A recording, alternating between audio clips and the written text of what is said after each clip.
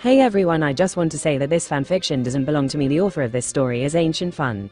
I personally read this story and really enjoyed it because it had a fresh concept and wasn't like others which are just repeat and repeat of others. I hope you guys also enjoyed this story as much as I did. This is the chapter 1 of the story. Now without wasting time, let's go into this story. At the age of 15, Luffy dies. Due to an astronomical chance, a higher dimensional being and an individual from another universe, he gets a new life, infused with memories of a vastly different version of himself. Follow a self-aware Luffy as he navigates his messed up world, armed with new knowledge, and tries his hardest to make everyone around him as joyful as possible.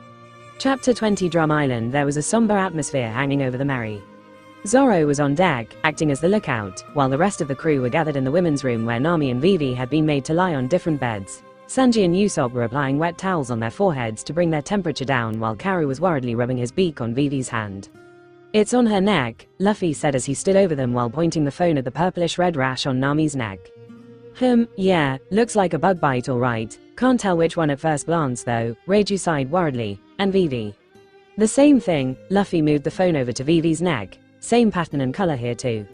And their temperature is 101 degrees. That's not good. You mentioned you guys were on a prehistoric island, right? So the disease is most probably prehistoric in nature too. I need to go through some old books to find what it is exactly." She trailed off in frustration. "But I don't have access to any currently." "Are they gonna be okay?" Sanji cried as he studied the two, who were actually awake and listening in. Hey, they won't die, will they?" Usopp asked in a trembling voice. "You're all overreacting," Nami belted out in annoyance, but given how weak her voice was, it only worried the others more. "It's probably unrelated. I just have a little fever, that's all." "Yeah," Vivi agreed, her voice just as weak. "So many sailors get sick because of the extreme weather changes.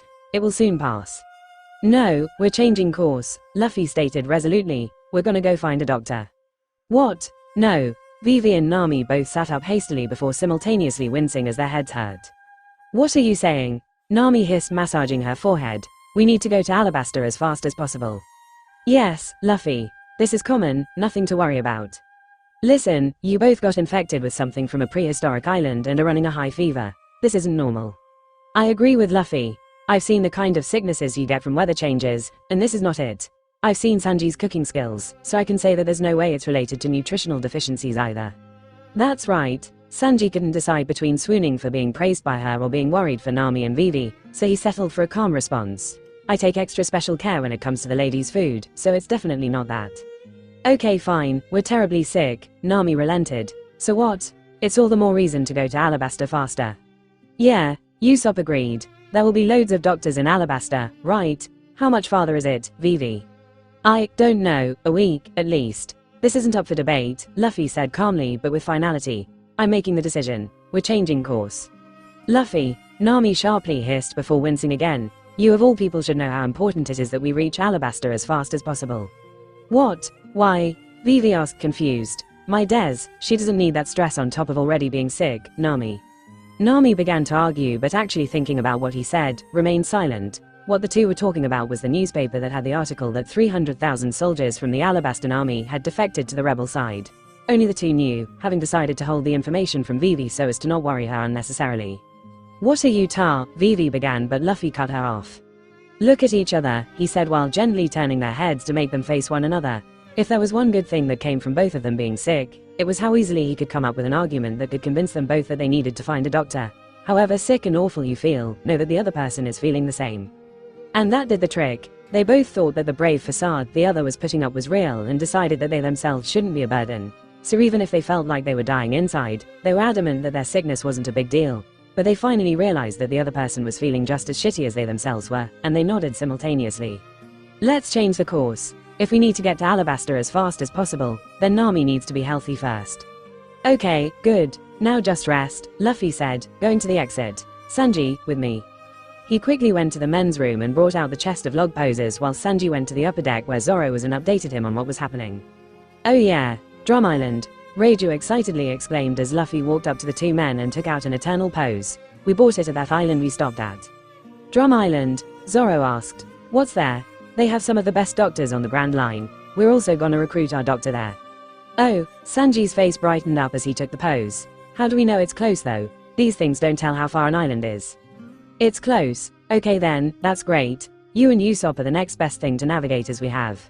Take turns with him and watch it like a hawk." Got it. I shall safely and quickly get us there so that my beautiful Nami Swan and Vivi Kwan can be healed. Right, Luffy nodded, letting out a deep sigh of relief, extremely glad that he had brought the Eternal Pose back when he was with Reiju. With even Vivi out of commission, it would have been way harder to navigate randomly and hope to reach Drum without it. Sanji began to change their course with Zoro's help when Luffy's brows furrowed and he kneaded his forehead, feeling a stinging pain in his head. He began making his way toward the restroom but stopped when he heard Nami yelling. I'm telling you we need to move. I feel something coming. Just go to sleep, Nami. You're sick, Usopp argued as the two came out on deck, with Nami leaning on him for support. Nami-san, you shouldn't overexert yourself, Sanji said as Nami looked around at the calm and serene sea. There's something, Nami trailed off in worry and Luffy looked around too, but only saw clear skies. Just go to sleep, witch. The weather's fine and we have an eternal pose to an island too, Zoro informed, but Nami didn't listen to him as her face paled. Change the course now, she ordered with as much urgency as she could muster. Nami, stow, which way? Luffy cut in, south, hurry. Luffy quickly went to the whipstaff while the rest stopped arguing and followed her order, changing the direction of the ship. Not even 5 minutes later, everyone's jaw fell as a gigantic cyclone, much bigger than anything they had come across until then, suddenly formed right in the path they were previously on. The cyclone almost pulled them in, but they had changed directions in the nick of time to be able to escape it. Damn, that was a close call, Usopp shivered. How the hell are we supposed to look out for something like that? That's why you have me, Nami smugly but weakly smiled while Sanji danced in the background singing her praises. You can gloat later. Go back to bed now, Zoro scoffed and Nami stuck her tongue out at him before Usopp dragged her back to the women's room. Luffy then made his way to the restroom while massaging his forehead in slight irritation. Once in, he locked the door and sat down on the floor, clutching his head in pain. From before he had found that Nami and Vivi had gotten sick, his head had been throbbing and it had been getting more relentless as time went on. Fortunately, that was all he felt. He didn't have a fever nor did he feel weak, so he was sure he didn't have the same disease as the other two. I took precautions but things ended up getting worse. He logically understood that the two had been half encased in wax, and when it had melted off, it also probably cleansed them of the bug repellent that they had applied, thus resulting in bugs getting close to them and biting their exposed necks, but he still berated himself for not doing more. Sitting around a campfire while he gave the giants a history lesson also didn't help. As for himself, he had gotten wounds from his battle which were exposed for a long period of time during which he had even fallen in a swamp, so something probably had entered his body. He sighed deeply as he undid all his bandages to see if he had any bites or rashes just like the two girls had. After checking every inch of his body with the help of his stretchy neck, he confirmed that there weren't any that resembled theirs. However, his skin had taken on a slightly whitish hue just around the cut on his right arm. Still there, Ray? He asked aloud. They sometimes kept the call open in the background even if they were busy with other things. It was mostly for Reiju's sake, as if she was free, she would listen in on all the silly antics the crew got up to. Yeah, I kinda have an unnaturally painful headache. You're sick too. Her tone immediately shifted to one of worry. Hey now, there's no way I'm sick. I just have a headache, and my skin is pale around a wound, that's all. Show me. Luffy took the phone out and focused it on his wounds, letting her study the discoloration closely. Do you feel nauseous? Any tremors? Nope, just a killer headache.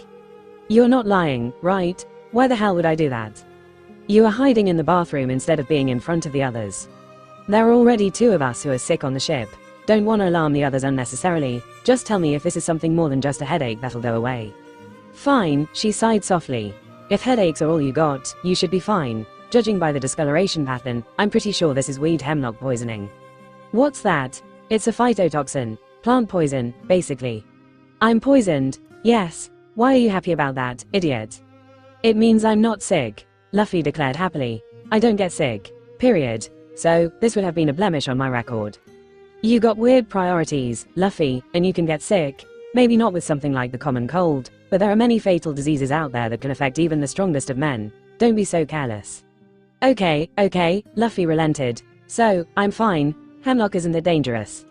Reiju huffed, wanting to lecture him more but realized it would be a waste of time and just answered his question. No, it's very dangerous. Especially the variant of hemlock you have. You will first start experiencing headaches, nausea, and tremors.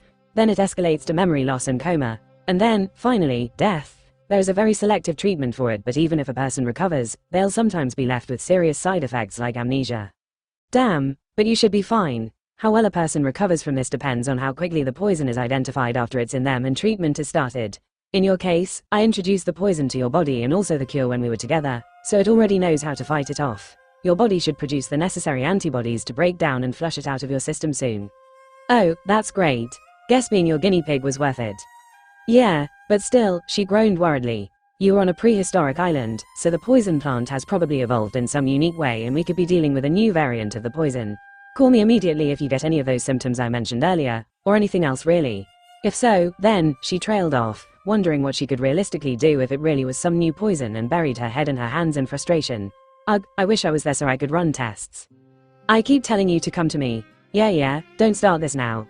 Luffy sighed as he stared at her. He had been insisting that she join him instead of going back to North Blue ever since they re-established contact, but Reiju had been adamant in her decision to not join him yet. Where are you anyway? Don't worry about it, she answered, not meeting his eyes. Luffy sighed harder. She wasn't telling him where exactly she was either. Knock, knock, Luffy, you okay? Zoro yelled from outside. Yeah, well, no, what? Wait a minute, he yelled before addressing Reiju. Do I need to be quarantined? It spreads through ingestion, so basic distancing is enough. No drinking from the same glass and things like that, and obviously no kissing or she added the last part with a smirk. Yeah, see ya. Call me immediately even if you feel slightly off. Oh god, can I just chop my head off? Luffy groaned, banging his head against the floorboards as the throbbing in his head had just gotten worse. He was pretty much fine on the first day as the headaches were mild at best and he was still able to function normally. But early morning on the second day, the throbbing in his head had increased significantly and even his eyes had started to burn. By midday, he couldn't keep his eyes open for more than a few seconds without them tearing up and he could also feel his body gradually weakening. Row US away. Faster, is your head actually filled with moss, you stupid moss head? Why are you rowing towards the whirlpool? Row the OTHERFUCKIN way. Shut up and do something about the sails, you crap cook. Please work together just this once, you bastards. We're gonna die. He winced at not only the loud shouts and sounds but also because Sanji, Zoro and Usopp were having a hard time navigating. They hadn't run into anything major like the massive cyclone they had narrowly escaped the previous day, but they still ran into half a dozen challenging situations like sudden hailstorms and small whirlpools, which they narrowly escaped. Everyone on board had gained a whole new level of respect for Nami, who usually got them out of such situations while keeping their ship safe and sailable, and they truly understood just how integral a competent navigator was to their continued existence on the Grand Line.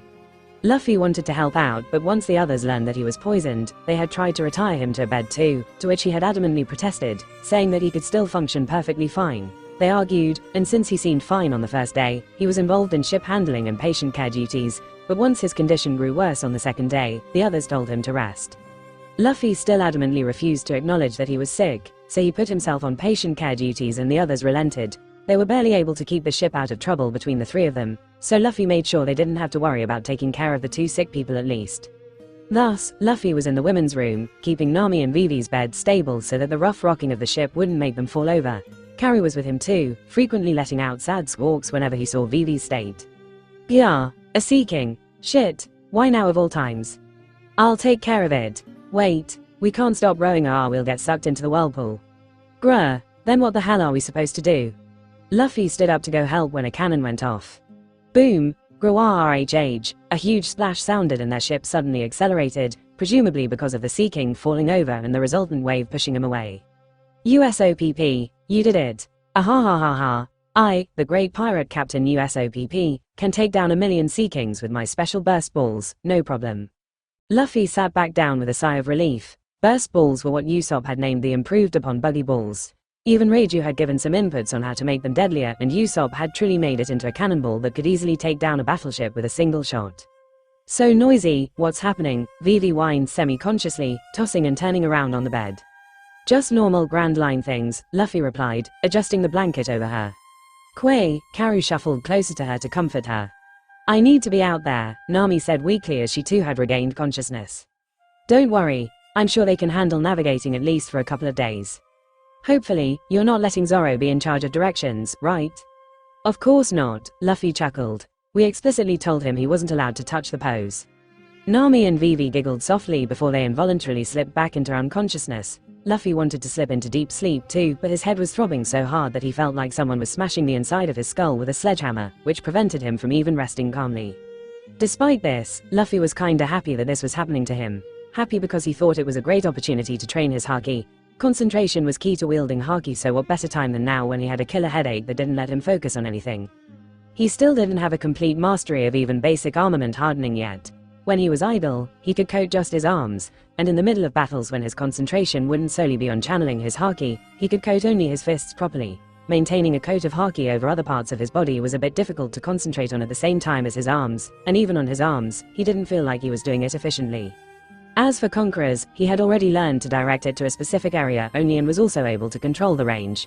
From what he had gathered from Hancock, one couldn't just train to strengthen Conquerors, only train to control it. Conquerors' haki grew stronger only when the person themselves grew stronger.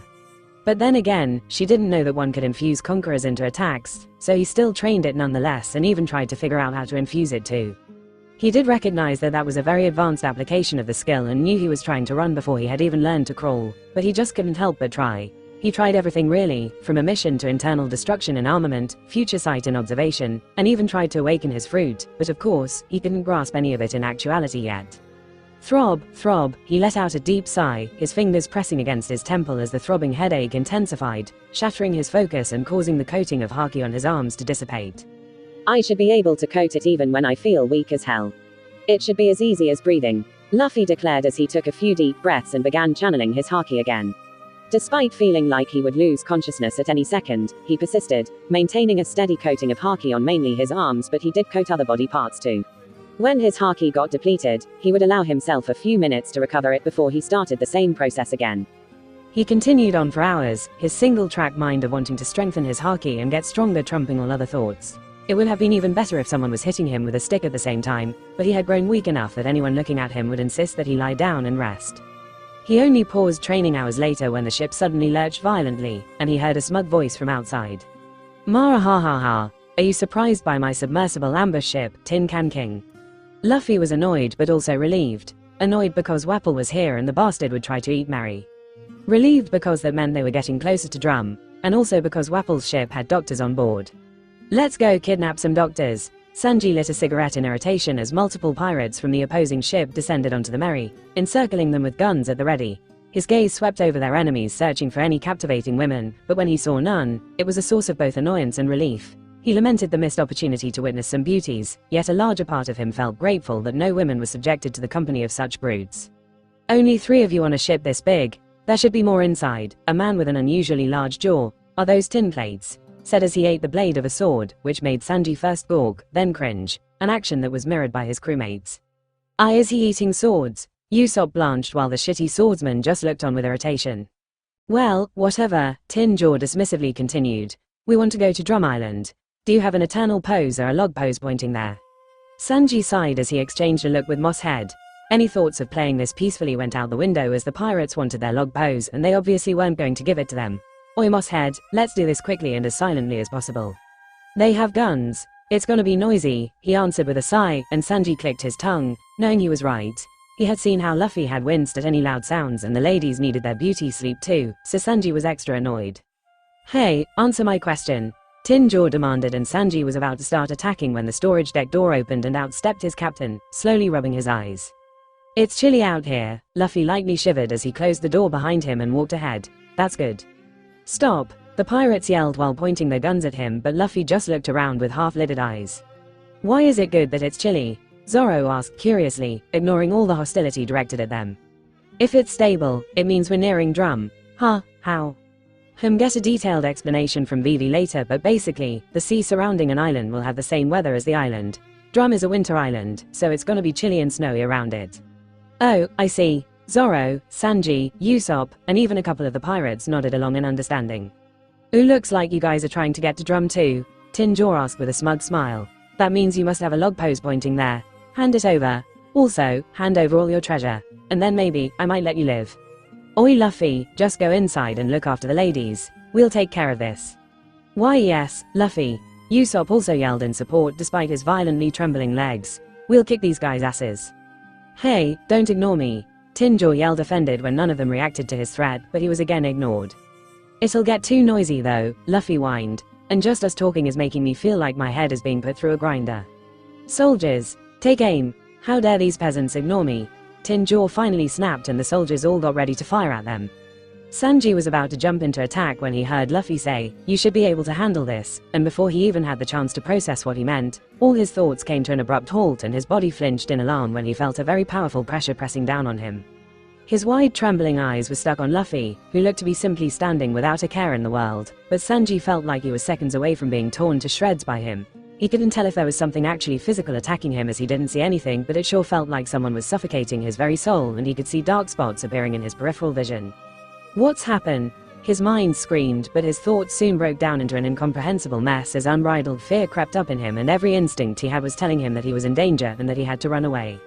Yet amidst the terrifying unknown assault, there was a flicker of resistance and defiance that kept him from buckling under the pressure and made sure he didn't fall. He became slightly more aware of what was happening as time went on and he felt wind blowing in his face, so there was definitely some physical aspect to this attack too. He tried to look around when suddenly, the pressure was gone just like that. Sanji gasped loudly when he became aware of all his senses again. He was lightly panting, rivulets of sweat had formed all over his body, his cigarette had fallen out of his mouth, and his body had tensed and poised defensively, but he was still standing. He slowly relaxed his tense posture as he surveyed his surroundings and it didn't take even a moment for his now rational mind to realize what had happened. Luffy had only told him in words as to what Conqueror's Haki was. The others had apparently seen it briefly in one of their earlier adventures on Usopp's home island, but all they had seen was Luffy looking at a group of pirates and them collapsing. It's hard to explain, but I basically clash my will with others. If they have weak wills, they'll collapse. His captain had said, and the concept had seemed absurd to him and he had even wondered if Luffy was just messing around. At least until that moment. Right before his eyes was the undeniable proof that his captain was a terrifying monster who could retire people to unconsciousness just by willing it. The more than 30 enemy pirates, including Tin Jaw, who had invaded their ship had all collapsed, and Merry's deck was a sea of twitching bodies that were foaming at the mouth with their eyes rolled back into their skulls. Usopp too had collapsed in a similar state. Zoro, the only other person who was still standing, was also observing the surroundings with wide eyes. Sanji saw that his swords were out and his grip on him was so tight that it had turned his knuckles white. And finally, there was Luffy, who was just casually standing around scratching his head with his eyes closed like he hadn't just rewritten his fucking common sense again. Sanji took a few moments to recompose himself before fishing out and lighting another cigarette as he contemplated his new reality. What happened? Someone on the other ship screamed, and that finally brought everyone out of their shocked stupor. Sanji saw Luffy letting out an annoyed huff at the shout before he jumped over to the other ship in a single leap, and a couple of seconds later, everyone standing on the deck collapsed unceremoniously too, and Sanji whistled in awe. Well, that was something, the swordsman sighed as he sheathed his swords. Eloquent as ever, Sanji scoffed at the moss head. It was a testament to how awed he was by the spectacle that Sanji hadn't even thought of the ladies up till that point. Wait, Luffy, are the ladies safe? Were they affected by this? Don't worry, it didn't reach them, Luffy yelled from the other ship, but Sanji was already on his way to check up on them. He would take any reason to lay his eyes upon the gorgeous and tantalizing figures of his lovely and beautiful Nami Swan and Vivi Kwan. Is Usopp okay? Zoro heard his captain yell from the other ship as he checked on the sniper. What hap? Usopp slurred semi-consciously when Zoro slapped him a few times to awaken him. He nodded when it looked like he would just be in a daze for a while, so he just made him lie more comfortably.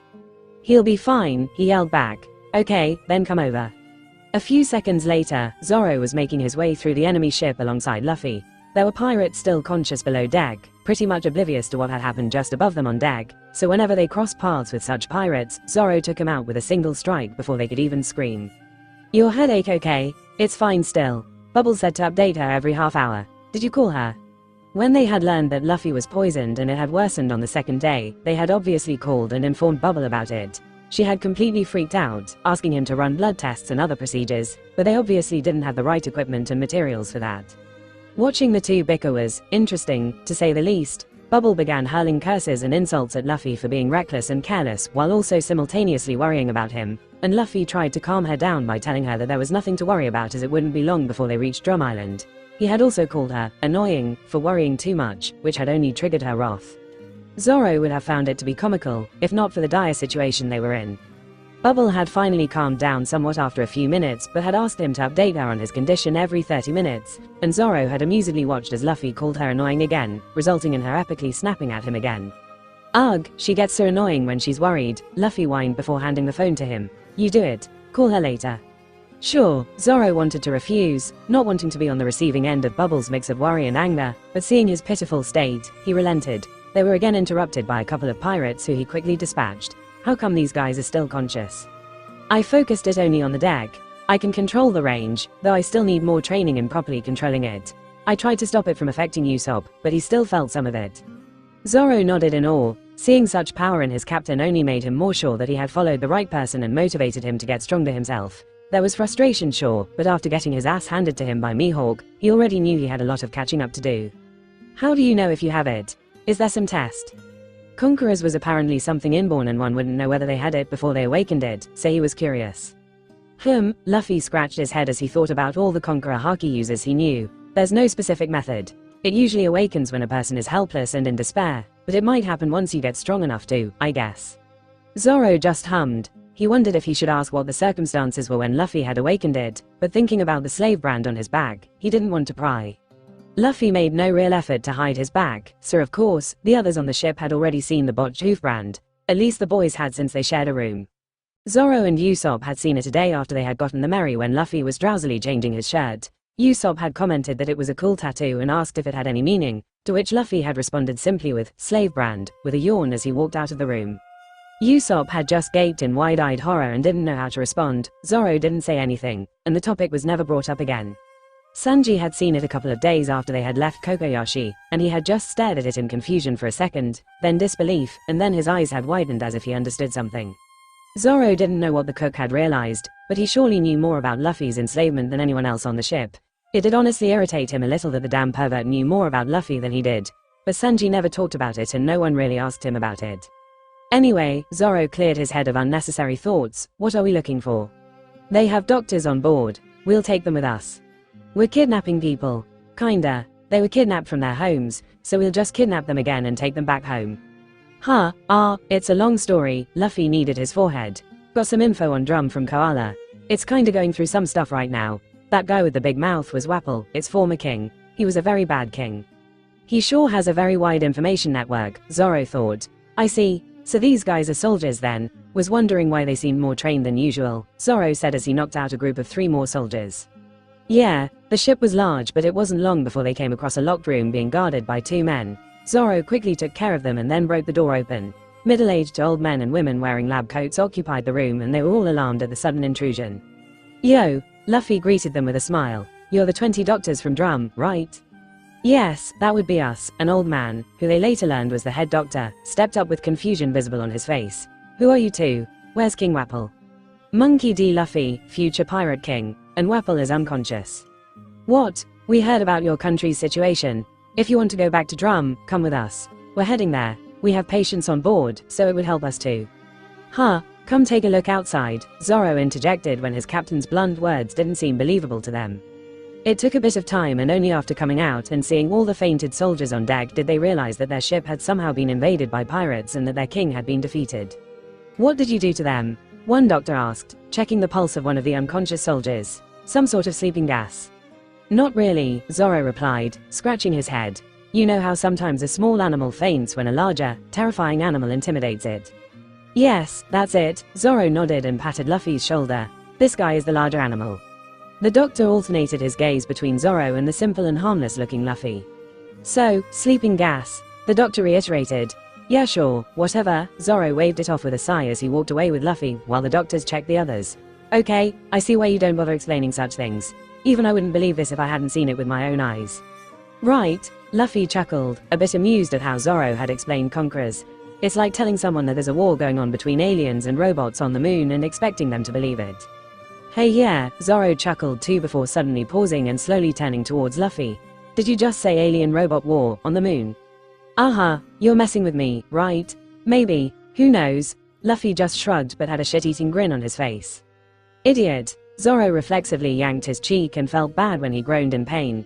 Only slightly though as he still sported that shit-eating grin. He thought he had gotten good at recognizing when Luffy was joking and when he was being serious, but looked like he wasn't there yet. Cause it seemed like he was telling the truth but there was absolutely no way something like an alien robot war was happening on the moon. Anyway, convince these guys, Luffy said as he pointed at the doctors who were still checking on all the soldiers. I'ma go back. Sure. Luffy went back to Merry. Sanji soon started throwing all the soldiers who had fainted on Merry back to their own ship, and Zoro allowed the doctors 10 more minutes before he got impatient and called out to them. Hey, they've just fainted. They'll wake up eventually, so what are you even checking? Ah yes, sorry, the head doctor came up to him with a scared, apologetic expression. They were clearly stalling. Hurry up and decide. We need at least one doctor. There's 20 of you, so there should be someone who wants to go home, right? He asked, looking over everyone, who cowered under his gaze. We would all like to go home if possible. Yeah, sure, we don't mind taking you all. Get your stuff and move. We're wasting time, he ordered as he went back to the Mary without waiting for an answer. Zoro waited for a couple more minutes, watching the doctors discuss amongst themselves, and just as he was about to get impatient again, they finally started moving. Looked like they were all coming along. A plank was placed between the two ships, the doctors packed their things and walked over, and soon, Mary was again sailing towards Drum, leaving a ship full of unconscious soldiers and their king behind. 30 minutes after the Straw Hats left, a tall and lanky man in pajamas walked out on the deck of the Tin Can King while sleepily grumbling, "Where are all my damn servants?" He froze when he saw the unconscious soldiers and spotted Wapple in a similar state. "Wapple," he screamed as he ran to him. "What the hell happened? Wake up. Who the hell did this to my little brother?" A few doctors checked up on the 3 patients while the rest stayed on deck, fidgeting uncomfortably in fear and apprehension. Sanji observed that they weren't properly fed, so first provided meals for them, which helped ease the doctor's anxiousness a lot, before he joined Zoro and Usopp, who were sitting on the stairs that led to the upper deck. "You should be fine. You have the same symptoms as the soldiers had back there," a doctor said, having finished checking up on Usopp. "Thank you," Usopp sighed in relief, and the doctor bowed slightly before leaving them. "So that was conquerors, huh?" Usopp shuddered, wiping the sweat off of his face. "Never ever want to experience that again." "He tried to hold back on you, so you didn't even feel it at full force," Zoro informed, causing the sniper to shudder more. "So what's the deal here?" Sanji asked, eyeing all their new passengers. "I get that we needed a doctor, but why are there so many here? And why are we still heading to Drum if we already have doctors?" Zoro was about to explain when the phone rang. "Oh wait, Bubble would also want to know," he said as he took out the phone and blankly stared at the screen. Professor Luffy had made another appearance and given a crash course for dummies on how to use a phone lesson a while back. "I slide my finger up over the circle thingy, right?" he recalled as he slid his finger down on the screen. "Bubble. You just cut the call, you stupid moss head," Sanji raged. "You still haven't learned the controls," Usopp snickered with a smug expression. "Shut up, I did it just like Luffy explained it." "No, you didn't. Give it here," Sanji irritably said, holding his hand out. "Give it to me. I'll call her," Usopp said as he reached for it, but Zoro leaned back, not letting him have it. "I can do it. You'll end up destroying it. Just hand it over." Sanji lunged for it, but again, Zoro didn't let go. And it wasn't long before Zoro, Usopp and Sanji were fighting over the phone, while the doctors watched them with a tiny bit of amusement. Poor Reiju called a couple more times, and each time, they accidentally cut the call, making her increasingly worried. Thankfully, the 4th time she called, they accidentally received it. Luffy, are you okay? Ah, Bubble, it's so lovely to hear your voice." "Sanji, what happened? Are you guys okay?" The 3 men, who had ended up tangled together, awkwardly eyed one another before sighing and separating. "Yeah, everything's fine." "Then why the hell were you cutting me off?" "Zoro's fault," Usopp immediately sold him out. "Hey, it is. Boys," she finally snapped angrily, and the 3 quickly calmed down before updating her on the situation. "So you guys ran into some pirates, who turned out to be Wapple of all people. You then knocked him out and kidnapped the doctors from their ship. You know that guy? I've had the displeasure of seeing him, yes. He's the king of Drum Kingdom though. What was he doing out on the sea as a pirate?" "Not sure," Zoro answered, "but something bad happened on their island." "How the hell do you know that, Moss Head?" "Luffy got some info from Koala." "Ah, okay. Who's Koala?" "One of his 7 wives," Usopp answered with a snicker. "I'm sorry," Reiju's voice was incredulous. "Hey, don't confuse her," Sanji chided, lightly hitting him on the head. "Those are the exact words she used though." Wait, what? 7 wives? Luffy's 7 wives? What are you saying?" "It's just a joke," Zoro cleared up the misunderstanding, noting how agitated she sounded with amusement. "She acts like a sort of informant for Luffy, I think." "Oh, so what stuff is going on?" Usopp continued. "He didn't say much. He was a horrible king," one of the doctors interjected as he came up to them with an apologetic expression. "Sorry for eavesdropping. I just came to thank you all for taking us home." "No problem. You can count on the great pirate Captain Usopp." "What do you mean by horrible?" Sanji asked, and they all learned of all the atrocities Wapple had committed from the doctors, and also how he had abandoned the country when some pirates had attacked them. Meanwhile, a few doctors checked Nami, Vivi, and Luffy's conditions and had a grim look when they finished diagnosing and running a few tests. They gathered the crew in the kitchen, minus Nami and Vivi, and explained with apprehension. They didn't want Luffy to be there either, but he insisted that he had to hear it too.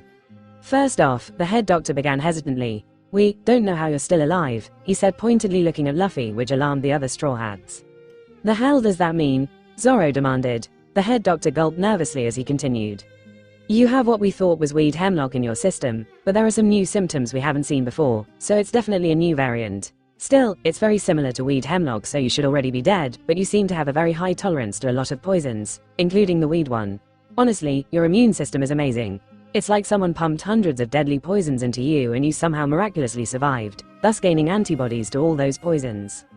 Yeah, that's pretty much what happened, Luffy confirmed like it was no big deal while the rest looked on in shock and alarm, coming to all sorts of conclusions. Everyone knew he was immune to a lot of poisons given what had happened at the Barati, but they hadn't really thought about how he had gotten it. And given that they had seen the brand on his back, it painted a very bad picture in their minds. No matter the circumstances in how you acquired such resistance, the head doctor continued, it's actually beneficial in this case. You're holding up relatively well, which gives us time to run tests to identify what detoxifies this new poison. We are already working on it and we will find an antidote as soon as possible. I understand. Thanks. Luffy nodded with a smile and the head doctor heaved a sigh of relief as the pirates didn't irrationally lash out. The girls. As for them, another doctor spoke up grimly. We've managed to diagnose what it is, but we don't know its cure. They were bitten by a bug called Kestia, and they have the 5-day disease. 5-day? Sanji gulped, not liking how ominous that sounded. It's called that because anyone infected with it dies within 5 days. The 3 healthy members of the crew became extremely serious and determined to reach Drum and even took turns rowing just so that they could go a little bit faster. The doctors had told them about Kureha and how she would probably know the cure, so they were desperate to reach Drum as fast as possible. Some doctors took over looking after the 2 girls and made sure to keep their conditions as stable and comfortable as possible while others worked at making Luffy the antidote. As for Luffy's condition, it only worsened, or more accurately, he turned things worse for himself. Despite the doctor's best efforts to alleviate his symptoms, the throbbing in his head went up a notch and fatigue was setting in by the time the sun set. The sane and responsible thing to do would have been to rest and let the doctors give him some painkillers or sedatives until they made the antidote. But Luffy had other ideas. When he was training in South Blue, one of his major goals was to be able to fight even when he's exhausted and pushed himself too far like his story counterpart had in the Paramount War. Him falling to his knees in exhaustion, Akainu lunging for him, Ace getting in between, a magma fist through Ace's chest, just recalling that sent shivers down his spine and he had no intention of ever letting that happen in his reality. Thus, he had pushed himself further and further, increasing his stamina more and more, pushing the time limit where he could still move and fight even in an utterly exhausted state. In his current poisoned state, it was very hard for him to focus on anything, his body felt weak, he felt exhausted just by sitting still, and all he felt like doing was sleeping.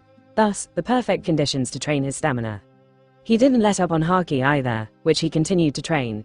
Haki gets stronger only in stressful situations like in the middle of intense battles, and if the poison could be considered an enemy, he really was in a life or death battle with an enemy that was weakening him and would eventually kill him. So, he made the stupid decision to not tell Reiju or the 20 doctors about his worsening condition, and after giving the doctors some blood samples, found himself a quiet place near the back of the ship and told the others that he was gonna spend his time there as he needed the silence. His body started emitting steam as he activated Gear 2, causing his entire body to scream in protest, but Luffy pushed through the pain and started coating armament Haki over different parts of his body. Keep up Gear 2 until it is literally impossible to maintain it anymore, take a few minutes to rest, and reactivate it. Rinse and repeat. Coat armament Haki on as much area of the body as possible, maintain it for however long possible, and when it ran out, rest for a few minutes to recover, and then again start all over. Rinse and repeat. He was at it the whole night, his head increasingly throbbing, his body increasingly protesting and begging for rest, but he forced himself to continuously train, almost falling into a trance-like state. He honestly wanted to move and fight, but considering he was on a ship, there wasn't much he could do. He continued training well into the next morning, not even realizing that hours had passed, and he was only broken out of his trance when he heard loud shouts. I see an island. Finally. We reached it. We're finally back home. Nami Swan, Vivi Kwan. Please hang in there just a little longer. Only then did Luffy pause his reckless actions and pay attention to his surroundings. On the ship, both Zoro and Sanji were paddling as if their lives depended on it, probably for the entire time as it didn't look like they had slept even a wink. Same with Usopp, who was in the crow's nest, ordering a few of the doctors around to help with the sails. Stupid, he smacked himself on the forehead for not even considering the mental state of his crew. He obviously knew that Kureha and Chopper would be able to cure them all with no problem, so he hadn't even worried a bit about that. But the others didn't. For them, it was a desperate situation in which 2 of their friends had a rare and dangerous disease while another was slowly dying due to a deadly poison, and no one knew whether Kureha could even cure them. Luffy sighed at the oversight and berated himself for a few moments before thinking about what would happen next. They would have to reach the castle at the top of the mountain somehow, and feeling his body slightly trembling, he knew he wouldn't be able to do the climb, or could I? It would be a great challenge. Thankfully, he was at least sane enough to not gamble his crew's lives for such a stupid reason. He also wasn't going to let Zoro or Sanji do the climb. He recalled that there was a ropeway to get to the top, so if they could just find it, they wouldn't need to climb the mountain. Where is the ropeway though? Stop right there, pirates. Turn your ship around and leave. Hostile shouts welcomed him as they traveled through an inland river, and Luffy just waited to see how it would all play out. They had the 20 doctors on board, so he didn't think he would need to do anything, and as expected, the hostile shouts soon died down and became replaced with confusion. Hey, it's the ISS HI-20. What? The doctors that left the country with Wapple. They're here. How is that bastard back to? You all, an authoritative voice yelled. What are you doing with these pirates? What happened to Wapple? Ah, Dalton. These people actually defeated Wapple out at sea. The head doctor began and briefly explained what had happened. It took a few minutes, but they finally believed the doctor's words while Luffy paid minimal attention. Hey, old man, Zoro growled lowly to the doctor. We don't have time for this. Ah yes, of course. The old man hastily nodded and called out for Dalton again. Luffy didn't have to get on his knees and beg as the doctors basically explained their situation, and even though there was mistrust from many of the civilians, Dalton trusted the words of the doctors and let them dock. Luffy finally stood up from where he was sitting, and after taking one step, felt his mind spinning and collapsed. The hell do you mean you can't contact her? Sanji's feral growl, followed by hostility directed at him, woke Luffy up, and he found that he was on Zoro's back. We're in town already, Luffy guessed as he looked around. Damn, did I faint? Nami and Vivi were on Sanji and Usopp's backs respectively, and Sanji had pinned Dalton down to the ground with his leg while the rest of the civilian soldiers had raised their guns at them again. Luffy closed his eyes as they began to burn and kept an ear open for what was being said. I sincerely apologize, Dalton apprehensively said while raising a hand towards his men, telling him not to shoot. But once Wapple left with the doctors, she made that castle her base and only comes down when she feels like it and treats people. Shit, we don't have time for this. This is already the third day, Sanji cursed angrily. Back up, Zoro put a hand on the cook's shoulder and pulled him back, and only then did Sanji realize what he was doing and lifted his foot off of Dalton apologetically. What do you all do when there are sick people here in the town then? Zoro asked, his voice even, but it betrayed a sense of urgency and desperation too. We don't have any choice, Dalton sighed, slowly getting on his feet. We just have to wait and hope she shows up. She's not exactly a sane person. We'll just go to her then, Zoro announced. Lead the way. Dalton shook his head. I'm deeply sorry, but we don't have a way to reach the castle. Zoro made an annoyed expression, and Sanji looked like he was about to lose it again when Usopp hurriedly cut in. How does she travel up and down the mountain? Maybe we can use the same method. We don't know for sure, but many people have seen her supposedly riding on a sleigh through the sky on moonlit nights. People have also seen a bizarre creature with her which she apparently uses for travel. Damn it, what the hell is with that? Sanji cursed. Map, Luffy weakly said as he lifted himself off of Zoro's back, knowing he had to intervene. Luffy, you okay? You had a seizure and collapsed back there. I can manage, Luffy said as he tried to stand on his own feet, failed, and just plopped down on the ground. Show me the map of this place, he said, turning towards Dalton with his eyes still closed.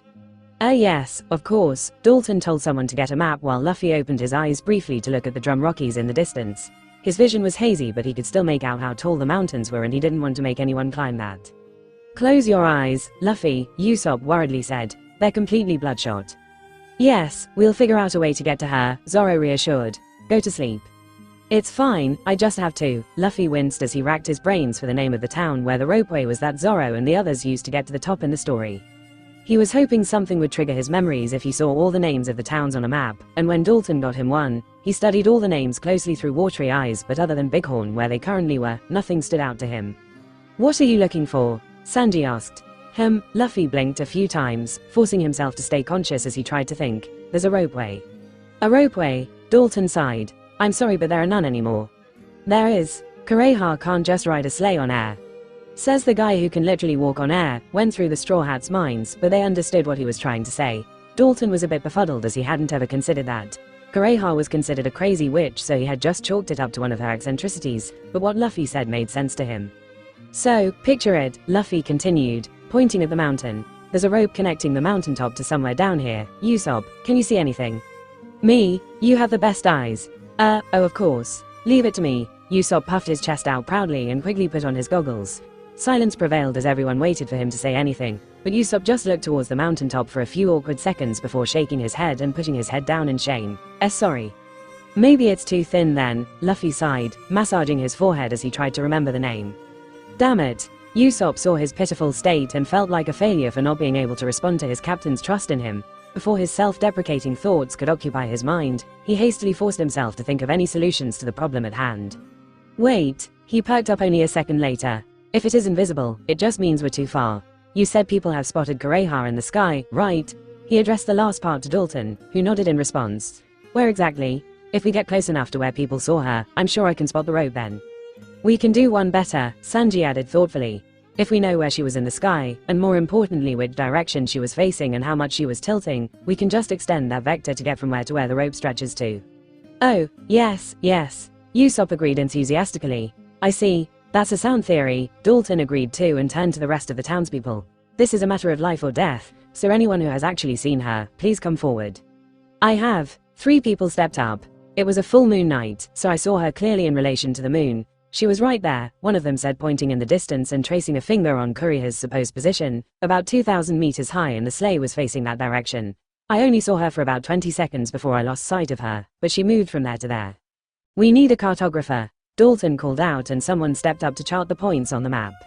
The other 2 also told them where exactly they had seen her, and even though they had spotted her on different nights and at different heights, her position was relatively in the same path, which gave credence to the theory that there was, in fact, a ropeway she was using. They all discussed with the cartographer, plotting all the points and vectors on the map before they finally had the place. It should be in this general region, the cartographer said, circling a small area over the map, somewhere around Gyasta. That's a wide area to search though, Dalton sighed. Just get us near there, Zoro cut in. Usopp just needs to be close enough so that he can see the rope. Once he spots it, we'll just follow it. Yes, Usopp nodded with determination. Dalton nodded, telling his men to get them a sleigh as they got ready to leave. What if there's no ropeway? Sanji voiced out the worst case scenario. If it's not there, Zoro said, looking up at the mountain, then I'll just carry them up. Are you crazy? Sanji, Usopp, Dalton, and a few other civilians shrieked. A fall from that hay. I don't care, Zoro hissed, cutting down any and all arguments. We would have no other choice. Sanji gritted his teeth in irritation but knew that he was right. There's no way I'm letting you carry the ladies up there. I'll be carrying them up. Whatever, Zoro rolled his eyes. Luffy said there's a ropeway, so it's most probably there. Let's hurry. Come on, Zoro made Luffy climb on his back again, and Luffy didn't say anything. Once they had run with the idea, he had tuned them out, knowing they would be able to figure the rest out on their own. Instead, the idiot had begun training his haki again. The next thing Luffy knew, he was in the back of a sleigh and Usopp was shouting, I see it. I see it. I can see the rope. Really? I don't see anything, Sanji said skeptically. Yes, it's painted white so it's hard to spot it. Lead the way then, Dalton said while Luffy continued training, but soon lost consciousness. I can't believe this was here all along, Luffy heard Dalton say as he woke up, feeling like he had blackouted again. You okay, Luffy? You just had another seizure. Hang in there for a bit longer, we've found the ropeway. I found it. Yeah, Usopp found it. There's no lift though, so we'll just carry you all up. I'll ask some people to attach one, Dalton said with worry laced in his voice. Can't you please wait for an hour or 2? No, we can climb that in half an hour, so we'll only be wasting time by waiting here. We're going, Zoro announced with finality, and Dalton gave up on changing their minds. I can easily climb up that rope in 20 minutes, Mosshead. Oh yeah, then I can do it in 10, you crap cook. I can do it in 1 then. I can do it in 30 seconds. Just fucking stop, will you? Usopp cried exasperatedly as he made sure their sick crewmates were all tied securely and comfortably to the 2 arguing idiots. Alright, they're secure, go. Meanwhile, Luffy wondered if he would see Chopper when he opened his eyes next before going back to focusing on maintaining a coat of haki over his body again. Unfortunately, things were never going to be that simple. The next time he paid attention to his surroundings, Luffy found himself dangling high in the sky, hugging Zoro's leg. He confusedly wondered why he was hugging his leg before realizing that ropes were tied all around him, holding him in place on his leg. He looked up to see that Vivi was tied to Zoro's back, and just behind them, Sanji was there with Nami tied to his back. He imagined that the rope would be thick enough to walk on, but it didn't look like that was the case, as both of them were hanging off of the rope and slowly making their way up using their hands. But the rope wasn't thin enough for them to completely wrap their fingers around it either, so it was more of a thick pole rather than a rope, which made it difficult to grip onto, but the 2 were managing just fine. They were definitely inside a snowstorm, as there were fierce icy winds blowing in their faces and fog and mist covered their path, making it hard for them to see anything farther than a few meters around them, but the conditions were leagues better than climbing a mountain, so he was content with their new path. Luffy closed his eyes again as he resumed training his haki, when he had another seizure, where his body violently convulsed.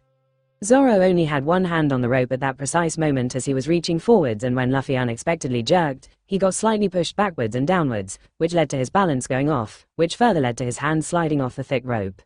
His eyes widened with dread at the mishap, and he tried to reach for the rope with his other hand, but Luffy's continued and violent shaking further messed with his balance, and gravity had pulled him down just enough that he missed grabbing it by a few centimeters. No! Behind him, Sanji watched with a horrified expression as Zoro's hands weren't able to grab the rope. He didn't have time to think, and the distance between them was a few feet too much for him to catch him, so he instantly swung himself forward, extending his left leg as far as possible. His leg reached the swordsman in the nick of time, and Zoro had the sense to look back for help. Thus, he was barely able to see and grab onto his leg. Once Sanji felt a hand grabbing his leg, he had to worry about grabbing the rope again. He had obviously fallen a bit too, as he had let go of the rope when he swung himself, and there was a distance of about 2 feet from the rope even with his hands extended out. It's now or never. Sanji grit his teeth as he brought his right leg up, focused, and kicked down with everything he had. The first time Sanji had seen Luffy performing airwalk was back at the Barati when he had carried Moody up in the air, immediately followed by Nami. Lots of customers at the restaurant had also witnessed the spectacle, and Luffy had told them all that it was his devil fruit ability. Sanji had erupted in jealousy then, his desire for whatever devil fruit he had second only to the clear fruit. He cursed the world for being unfair, and also cursed Luffy as he got to live out a fantasy every man, in his mind, dreamed of, flying in the air while carrying a beautiful girl, bridal style. Luffy had told him later in the day that it wasn't a devil fruit ability, but something anyone could do if they trained hard enough, and ever since then, he had become obsessed with learning it. This was the main reason he hadn't learned Soru yet. He just concentrated solely on learning airwalk first. While Soru focused on kicking multiple times in the blink of an eye, airwalk was straight up just kicking hard enough to walk on air, so the two techniques had different mechanics involved. Sanji had made Luffy perform it repeatedly while he analyzed it and learned all the specific muscles that would need to be strengthened in order to perform it. He had started training it from his very first day on the Merry by basically kicking Luffy repeatedly while the latter tanked it. The two had spent a lot of time together, even entire nights, where Luffy used iron body or armament and stood in place while Sanji kicked him over and over again for more than 1,000 times an hour for hours and hours on end, where he honestly felt like he was kicking an iron wall. He had had multiple days where he had to limp because his legs hurt terribly, and yet, he pushed through, his dream of wanting to take his lovely ladies flying trumping all other thoughts. Sanji hadn't fully achieved it yet, but had felt like he was close to a breakthrough. And in this moment of desperation where Luffy, Nami, and Vivi's lives quite literally hung in the balance, he focused everything he had on the kick. And he jumped on air. Crack. Something cracked in his leg too, but more importantly, he covered the 2 feet easily with that single kick and managed to grab the rope. Gak. Ha, ha ha, he laughed while also groaning and wincing in pain. He had definitely broken a bone or two in his leg, but he felt ecstatic at having performed it once at least. Luffy could stay in the air for hours if he wanted to, so he still had a very long way to go, but he was happy. With more time, I too can fly in the sky with Nami Swan and Vivi Kwan. Alas, it was not the time to celebrate though, as Luffy was still convulsing, making Zoro shake violently too, so he put his arms around the rope tightly to keep them stable. Is he okay? Sanji yelled, looking down. He's having a seizure again. We can't go up like this. We have to wait for him to stop. I know. 10 seconds passed and Luffy's body finally stopped jerking and he came back to his senses, feeling something wrong as he panted hard and wildly looked around to figure out what was happening. Okay, good. He stopped. Climb up, Moss Head. Still on the rope, Zoro is climbing up Sanji. I stopped. Oh no, did I have a seizure while on the rope? Oh no. Did I almost make us fall? Luffy looked horrified as he came to the correct conclusions. Zoro and Sanji would be fine, but Nami and Vivi couldn't handle a fall here, especially in their current condition. And he was apparently having repeated seizures. If I have another one and they fall. Luffy immediately forced his body to move and hastily started squeezing out of the binds that held him in place on Zoro. Luffy. Stop. What are you doing? Luffy, street. Get those two up and then come back for me, was all he said as he managed to get out of the binds and let go. He tried to stretch his arms to see if he could grab the rope and make the climb himself, but he was too tired, and he fell. Luffy, you damn idiot. It had happened so fast that all the two could do was helplessly watch as Luffy disappeared into the fog below. Damn it. Zoro cursed, wanting to let go and go after him, but knew that Vivi wouldn't be able to handle the fall. He thought only for a second more before quickly climbing the rest of the way over Sanji and then snaked one hand around the rope while his other hand began to untie Vivi. You take Vivi. I'll go aft. No, you take Nami-san. I'll go after him. This isn't the time to argue. Just Zoro, Sanji calmly said, using his actual name for once, causing the swordsman to shut his mouth and actually look at him. After finding him, we have to go all the way back to where we found the base of the ropeway and then climb this again. And when it comes to following directions, you're the last person for the job. so I'll go. I won't GE, now's not the time to entertain your delusion. Sanji cut him off, and Zoro stayed silent, giving him an irritated look. They spent a few moments trying to figure out how exactly to transfer Nami before Sanji spoke up. Keep your feet straight, I'm gonna stand on them.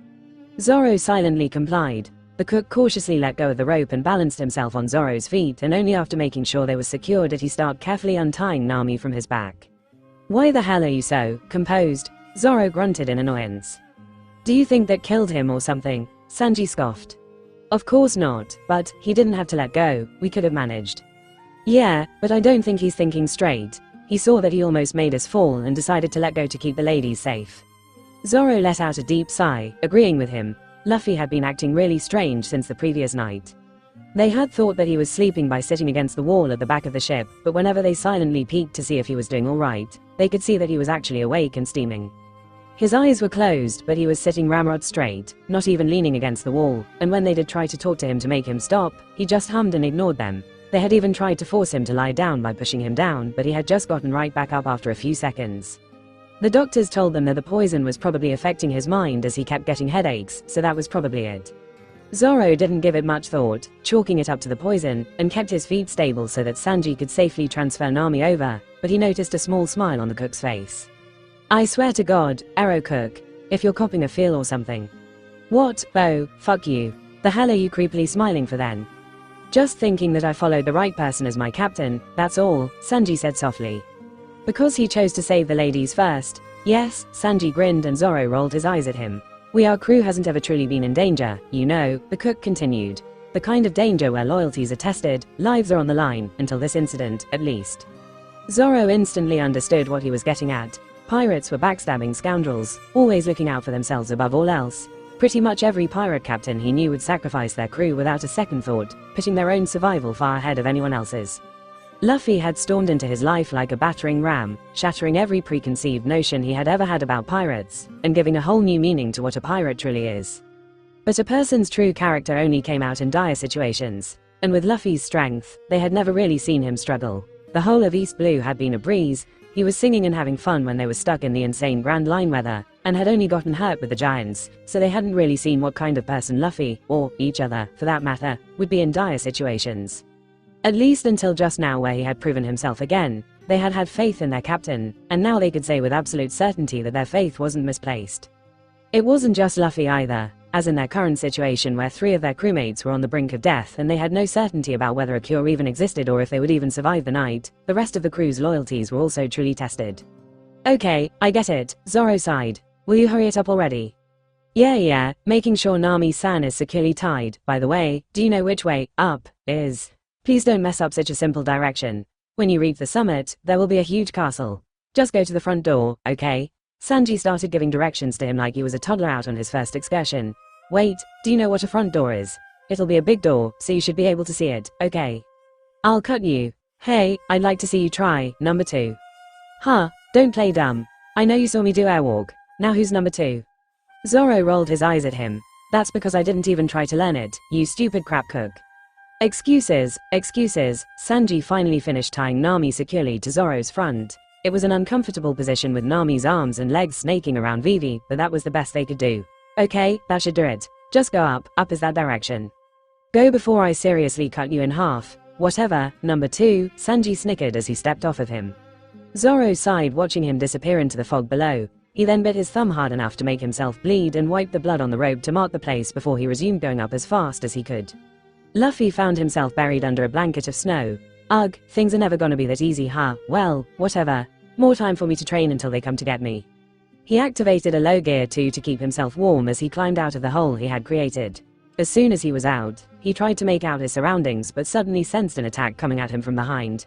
Unfortunately, even though he sensed it, his body was too slow to react, and before he could duck, something hard hit his head, making him flop right back into the snow. The next thing he knew, he was being moved. He forced his eyes open and could only see the hazy outline of a huge white creature carrying him. A yeti, bunny ears. Oh, it's a lapin. Is it helping me? He wondered semi-consciously as his eyes closed. A sudden stinging pain made Luffy's eyes shoot wide open and he found himself in the arms of a lapin, and it was biting into his abdomen. Oh, I'm its food, he concluded when its teeth became dyed red with his blood. He instantly unleashed conquerors before the animal could rip his flesh out, and the Lapin fell on its back unconscious, releasing him in the process, and he rolled onto the snow. Luffy quickly got onto his knees while clutching his bleeding abdomen and tried to look around, his mind much clearer because of the sudden rush of adrenaline. There was a frozen lake just beside him, while the rest of his surroundings were populated with snow and trees. There were also a dozen Lapins all around him, growling at him in alarm. "Right, I fell, and now I'm in a feeding ground," he said, seeing many animal carcasses strewn around before his eyes fell on the Lapin that had tried to eat him. It was lying on its back, and the blood red coating its teeth stood out like a sore thumb in the white snowy landscape. "Shit, it's gonna ingest my blood." His eyes widened and he quickly moved towards it. He could hear the other Lapins growl viciously in response, but he didn't pay them any attention as he mustered up strength to flip the downed Lapin on its stomach using just one arm. He then pushed its face into the snow and began shoveling some snow into its mouth. Growl! Another Lapin attacked him at the moment, and he wasn't able to move fast enough to evade it. As a result, he got punted away and landed a few feet away from the downed Lapin, while a few others came forward and stood protectively in front of it. Luffy groaned as he sat back up and saw that a Lapin with a scar across an eye was leading the attack, and a number of other Lapins had also surrounded him. A baby Lapin was riding on the shoulder of the one with a scar, and they were all viciously baring their teeth at him. "I'm poisoned," he said, hoping they would understand. "My blood is too, so if you don't want your friend there to die, clean its mouth." Most Lapins didn't react, but a few, including the one with the scar, perked their ears up in alarm. "Good, you understand me," Luffy nodded, and turning his head to the right where a group of 3 Lapins were, unleashed conquerors to make them faint before looking back at the one with the scar, who looked shocked. He then looked to the left, again made a few more Lapins faint, and looked back at the one with the scar, who was backing away in fear. "I can take you all out in a second if I want to. I have no reason to lie," Luffy said groggily as the adrenaline seemed to be wearing off and he felt energy leaving his body. "Hurry and rinse its mouth," he said before falling on his back. The Lapin with the scar gulped and stared at him for a couple more seconds before finally making its mind up and turned back to the poisoned Lapin and began cleaning its mouth with snow. Luffy just nodded with relief, not really wanting to spread the toxin around, lest more people fall victim to it. He reached for his phone but found that his pocket was empty. "Shit, it's with Zoro still," he sighed as he forced himself to sit up again and looked around. He didn't even know how long it had been since the Lapin picked him up, so there was no telling how far he was from where he fell. When Sanji or Zoro came to look for him, they would be looking in the wrong location. Luffy spotted the drum Rockies in the distance and shakily got on his legs before he slowly began walking towards it. A grunt from a Lapin stopped him and he turned back to see the one with the scar looking at him in weariness. It pointed at the ones he had knocked out with conquerors. "Are they going to be okay?" Luffy nodded, not even registering that he was hearing the Lapin. "Yeah, don't worry. They'll wake up soon." The Lapin nodded with a look of relief. "Sorry I'm intruding on your turf and all. I'll leave soon. Oh, I think that one did ingest a tiny amount of my blood. Not sure if that's enough to cause anything to it, but I think it's better if you take it to a doctor. I know you don't trust humans, but the old lady that lives in the castle at the top of the mountain can be trusted." The Lapin hesitantly nodded, not saying anything, and Luffy began walking towards the mountain after giving it a wave. Tony Chopper was just about to head down to Gyasta with Doctrine to find and treat anyone sick when he picked up a few new scents. He informed Doctrine, and thus the two were there at the ropeway station when a green-haired human with 2 more humans tied to him reached the summit. The green-haired human had quickly confirmed her identity and asked her to treat the other 2, who had apparently gotten the 5-day disease from a Kestia bite, which was a disease he thought had gone extinct 100 years ago. He studied the rashes on the 2's necks along with Doctrine and confirmed that it, in fact, was from a Kestia bite. "How did you know what it was?" Doctrine asked curiously. "Those 20 doctors diagnosed it." "Wait, what? The ISSHI-20. They're back. Is Wapple back?"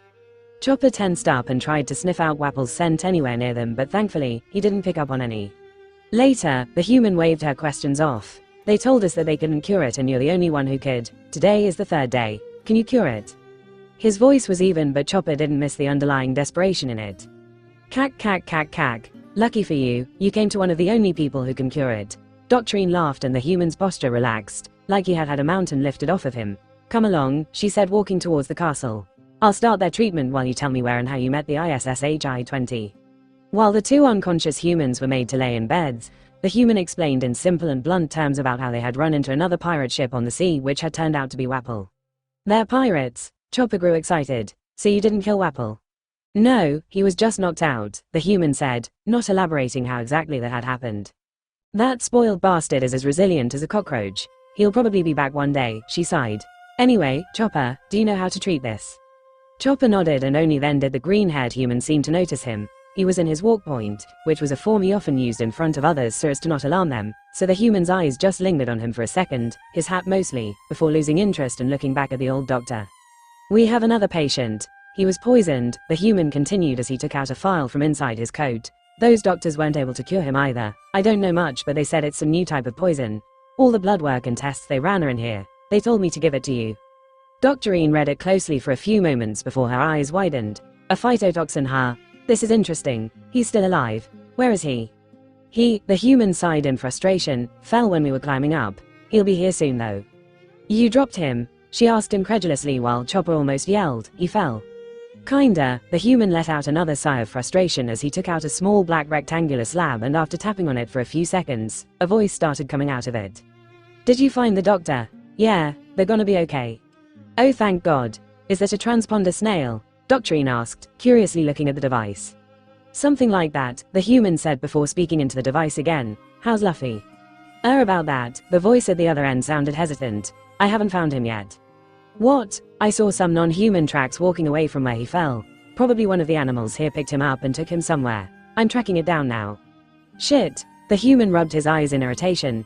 "Describe the tracks," Doctorine spoke up and the voice at the other end did. "Oh no, sounds like a lapin," she sighed. "They're huge carnivorous rabbit-like creatures that live here. They're very territorial and hostile. I'm sorry, but if a lapin took him away, I don't think your friend will make it." "No way. Nah." Both the human and the one on the call responded so calmly that it left Chopper a bit confused. It wasn't a denial out of fear or desperation. Chopper had seen plenty of that in people who were told that their loved ones were incurable, but rather, the idea that their friend was killed was something that just seemed impossible to them. "I'll come down to search too," the human said into the device, before looking back up at Doctorine. "We'll get him here soon, so please get ready to treat him. Please take care of these two too." He finished with a deep bow and once she nodded, ran out. "That confident he's alive, eh?" Doctorine grinned before glancing at Chopper. "Go with him and find his friend. If he's alive, great. If not, there's a small chance that the lapin that eats him might get poisoned and die, and anything that eats it might get poisoned, and so on. We need to quarantine and find out how potent this toxin is." "Oh, I didn't even think of that." Chopper nodded vigorously, thinking that Doctorine was amazing. He felt anxious being told to tag along with a human, but if what was in the reports was true, that toxin needed to be contained. Quickly fetching his medical bag, and also suppressing his anxious feelings, Chopper ran out of the castle, hoping to catch up to the human, but strangely, he was running back towards him. The human saw him and clicked his tongue. "Where the hell did that damn ropeway move to?" "Oi brat, take my reindeer with you," Kureha yelled from inside the castle and the man stared at him. "This thing's a reindeer?" he asked with a tilt of his head and Chopper slightly bristled. "You can understand me?" Chopper nodded. As long as he didn't talk and was in his walk point, most humans usually didn't get scared of him. "Okay, where did you move the ropeway to?"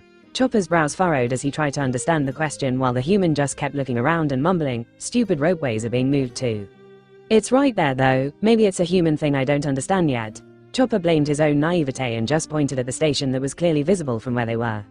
"Ah, there it is," the human said as he ran ahead of him and without warning, jumped off, using one of his sheathed swords. Why does he have three? As a hook, he began sliding down the rope. "Wait for me." For the first time in his life, Chopper looked at someone and thought, this person is a monster.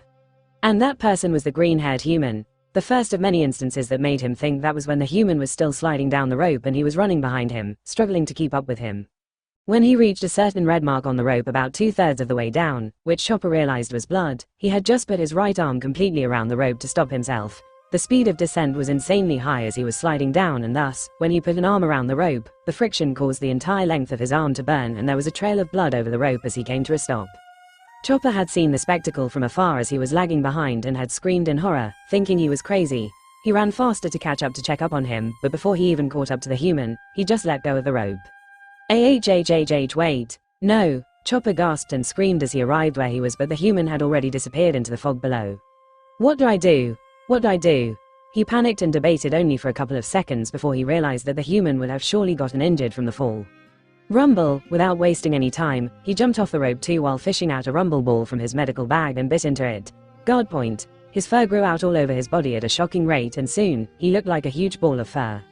He fell a long way down, the freezing winds not affecting him much because of his thick fur, and braced himself for the impact.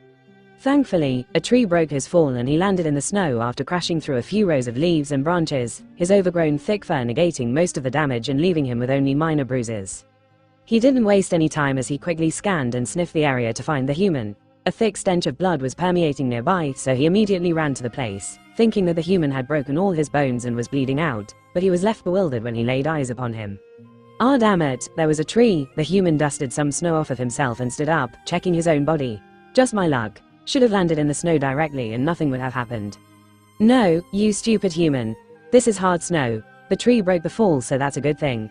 Chopper almost yelled as he transformed back into his walk point and went up to him, studying his body for injuries.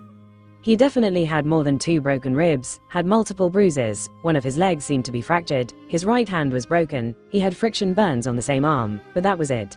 Not that those weren't heavy injuries, but given that he had fallen from so high up, he had gotten off too lightly. There were also 2 deep gashes in the snow, like someone had cut into the snow, and Chopper didn't understand what could have caused it. Wait, you jumped down too? The human was surprised when he noticed him and for the first time, actually took a good look at him, a glint of respect in his eyes. Good strong animal. Chopper swayed from side to side but controlled himself from saying anything.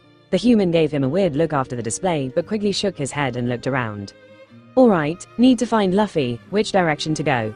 Chopper shook his head, but the man just said, need to find Luffy first, and started going in a random direction.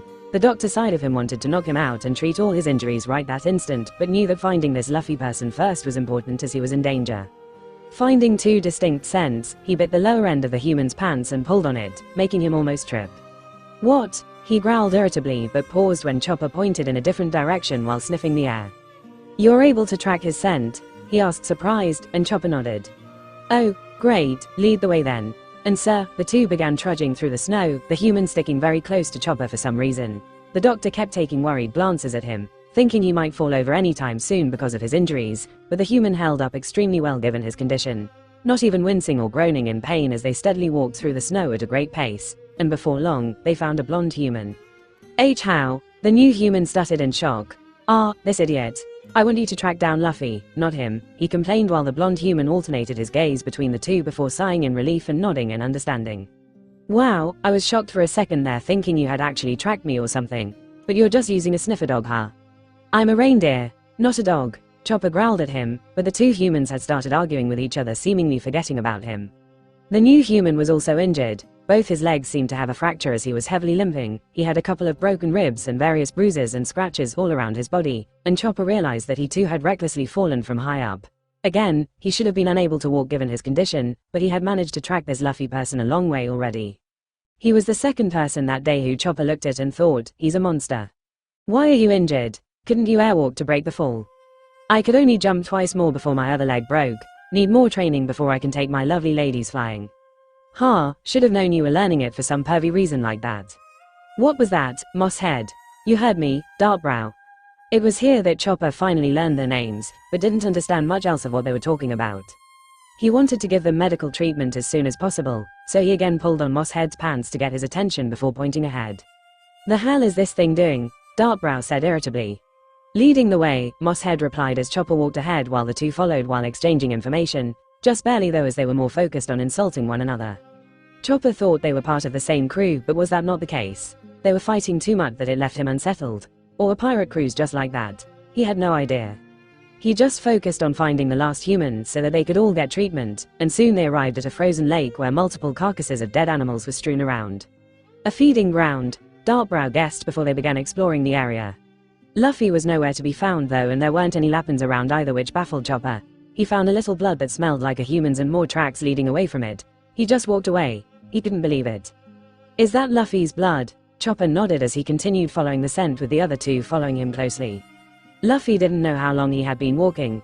His mind was hazy and he was semi-conscious at best, so he wasn't really following the best path or even a proper path towards the mountain. He also completely lost sight of it when he walked into a blizzard. He was in a fight with Mother Nature now. At some point, he had removed the coat that the others had put on him, and with just a thin vest, shorts and sandals, Luffy walked through the blizzard. Gear 2 was constantly active to keep him warm and avoid getting frostbitten, while a coat of armament also shielded his body. This is what a fight with Aokiji would be like, Luffy told himself as he began punching the air, shadowboxing an imaginary admiral.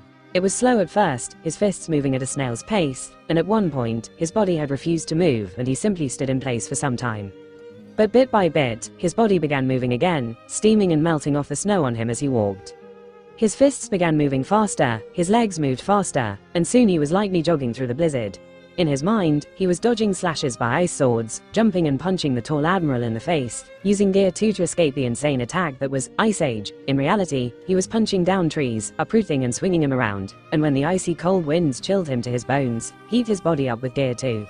From time to time, he felt his body shutting down and he froze and stayed standing still for a minute or two. His body begged for rest and his mind wanted to just fall into oblivion, but Luffy forced his body to move, and somehow, his body began responding to him again and moved. Luffy didn't realize how or even acknowledge that it was strange, and just continued on. He also didn't realize that controlling his haki was getting much easier and his body parts were getting covered with a black metallic sheen.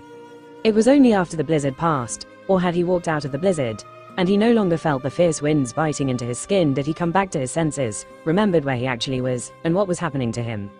He slapped his head a few times, trying to alleviate the throbbing pain, before spotting the mountain in the distance. His mind, for some reason, became a bit clearer as he resumed going towards the mountain. That is until he heard sounds of battle and laughing. He immediately followed the noise, only to find a herd of Lapins and 4 humans locked in combat. He recognized 3 of the 4 humans. Wapol, with his irritatingly loud laugh, was there, along with his 2 lackeys, the guy with the afro and then the sad jester. And lastly, there was a tall lanky man who was wearing a regal outfit including a purple cape whose head and pink hair resembled the mushroom. Mushu's Hushu, the one Luffy didn't recognize, haughtily laughed. That's it, my little brother. Take care of these insignificant rabbits. Mara ha ha ha. Yes, bro-chan. Wapol matched his laughter as he chewed out and spit out a Lapin while Chess and Kuromarimo fought with a few others. It was a one-sided battle in favor of the humans. Bro-chan, what the heck? Wapol has a brother. Luffy studied the supposed big brother closely. King Wapol, Lord Musuru, it's the brat. Chess suddenly yelled, and all eyes, humans and Lapins alike, turned towards Luffy. Luffy lifted a shaky hand up and managed a grin. Yo. Gyahhhh, Wapol screamed, backing away in fear before hastily turning to Chess. Gas mask. Hurry, give me the gas mask. Yes, King Wapol, Chess complied, passing a gas mask each to Wapol and Kuromarimo while also wearing one himself. So this is the guy who attacked us when I was sleeping? The big brother asked in anger and annoyance, not bothering to wear a mask. Yes, Ro-chan, Wapol nodded. He released some sort of fear and sleeping gas on us. Luffy lightly smiled, not bothering to correct the misunderstanding. Good, good, I get to have some revenge on the fool who dared to attack my little brother, he grinned before turning to Wapol. And call me, big brother, not Bro-chan. Bro-chan, big brother. Bro-chan, big brother. Luffy idly watched as the two seemingly argued while the Lapins took that time to retreat, dragging away any hurt ones.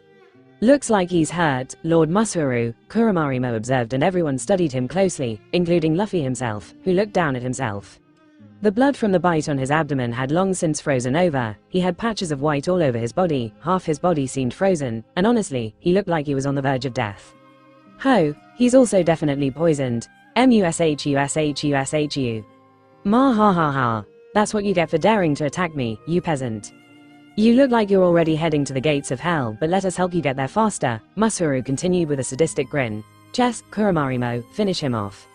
Yes, Lord Musuru. Both soldiers yelled as one aimed a bow while the other put on boxing gloves. An arrow flew at him, aimed right at his forehead, and Luffy coated the body part with armament and didn't move. The arrow broke on contact, much to the shock of the others present there. Is he wearing armor? Keep attacking. A short panicked scream later, more arrows flew at him.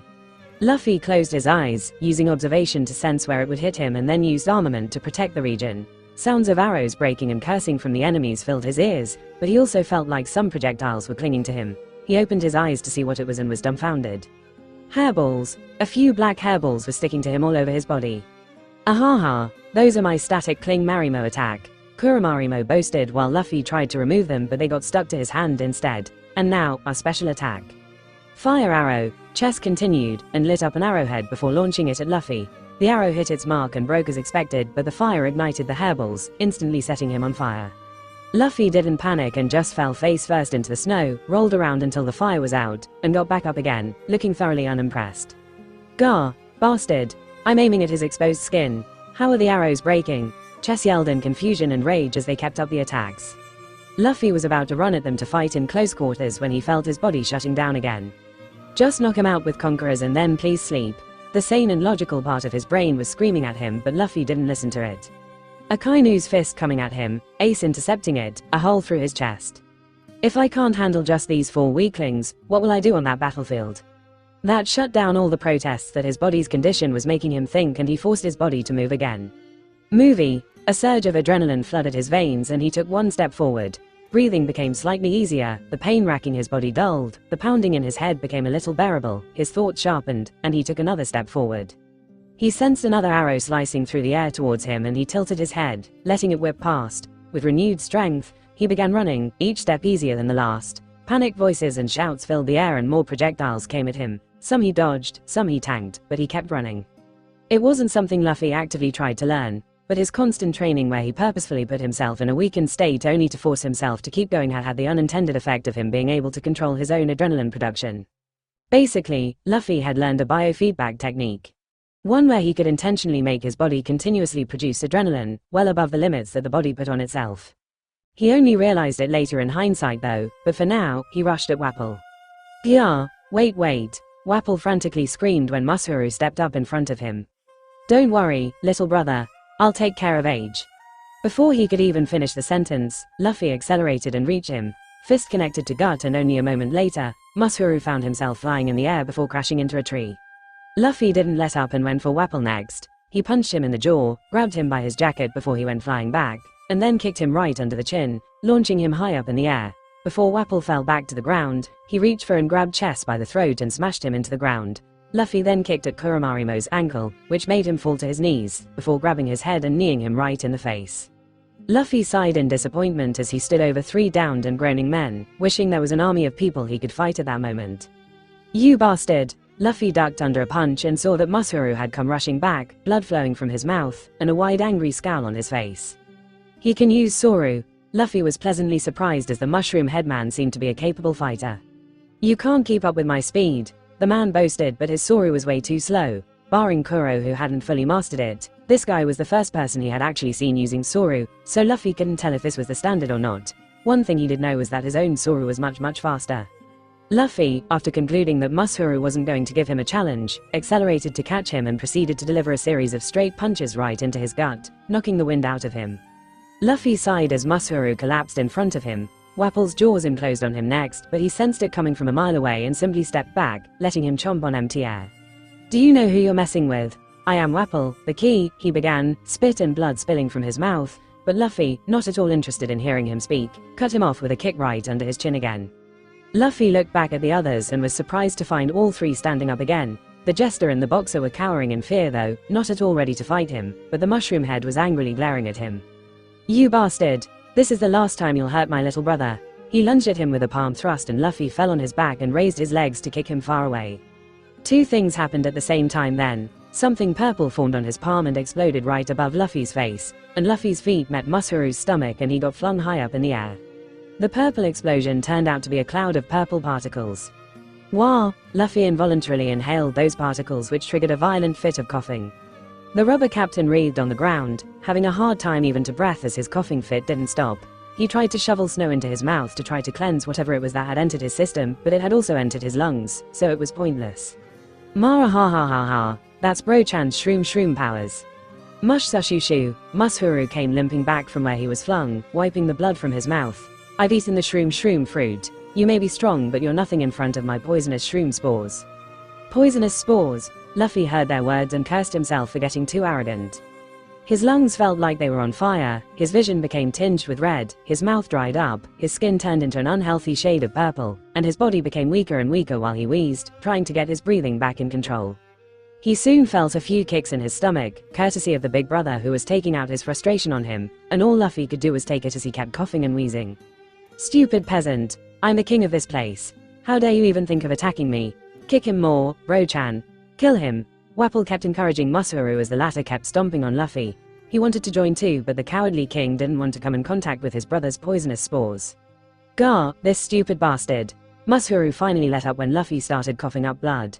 He rubbed his chin, which was still throbbing in pain courtesy of Luffy's earlier attack, and he kicked him one last time while whining like a kid. "You put me in a bad mood." "Don't worry, Bro-chan." Wapol patted his brother's shoulder assuredly. "Let's go to the castle and drop the fatal bomb. It'll be a fun sight and your mood will improve." "You're right." Masaru nodded excitedly. "I can't wait. Let's go." The brothers, plus the 2 lackeys, left the writhing rubber man and went towards a couple of hippo-like creatures called the White Walkies. Should we launch it at night, or daytime? Masahiro excitedly talked. Both are good. Hearing people's screams at night as they suddenly wake up, unable to breathe and find themselves dying with no explanation, or in the morning where they can see the bomb falling, but be able to do nothing as their doom approaches them. Yes, I can't wait. Wait, Luffy spoke up, triggering another bout of coughing. He had no idea what the hell they were talking about. He quickly gulped in some blood to wet his throat and hoarsely wheezed out, what's F fatal bomb? Mahaha, curious, eh?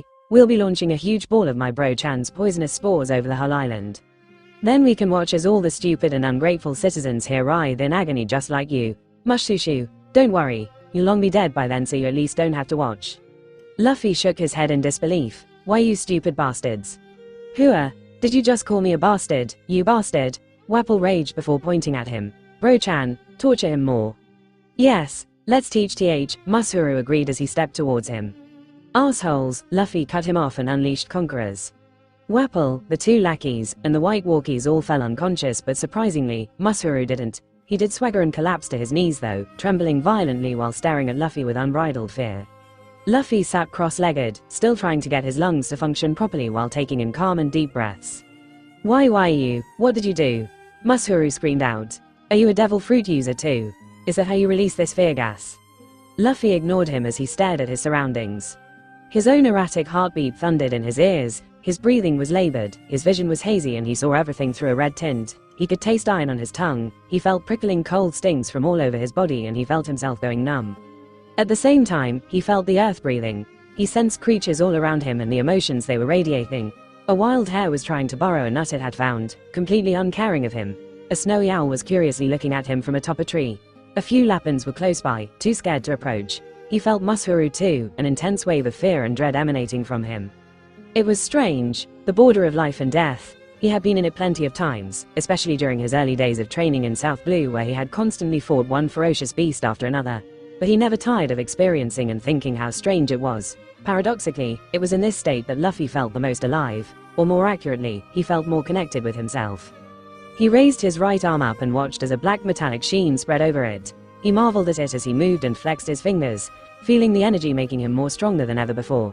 He finally felt like he was using hardening efficiently. It was also much easier to control Haki. Was it because he was in this life and death state or had he gotten better at controlling it? He didn't know, but he watched in glee as the black sheen covered other parts of his body according to his will. You brat, stop ignoring me. Luffy was sure he had gotten hardening down perfectly now. He had asked Hancock about it and she had assured him that he would just know when he had mastered it, and currently, he knew he had done it. Now that the basics were mastered, he just had to strengthen it, coat more body parts at the same time, increase the time, but that would all come with constant use. That's it. IAMMUSSHERU. How dare you ignore me, you peasant.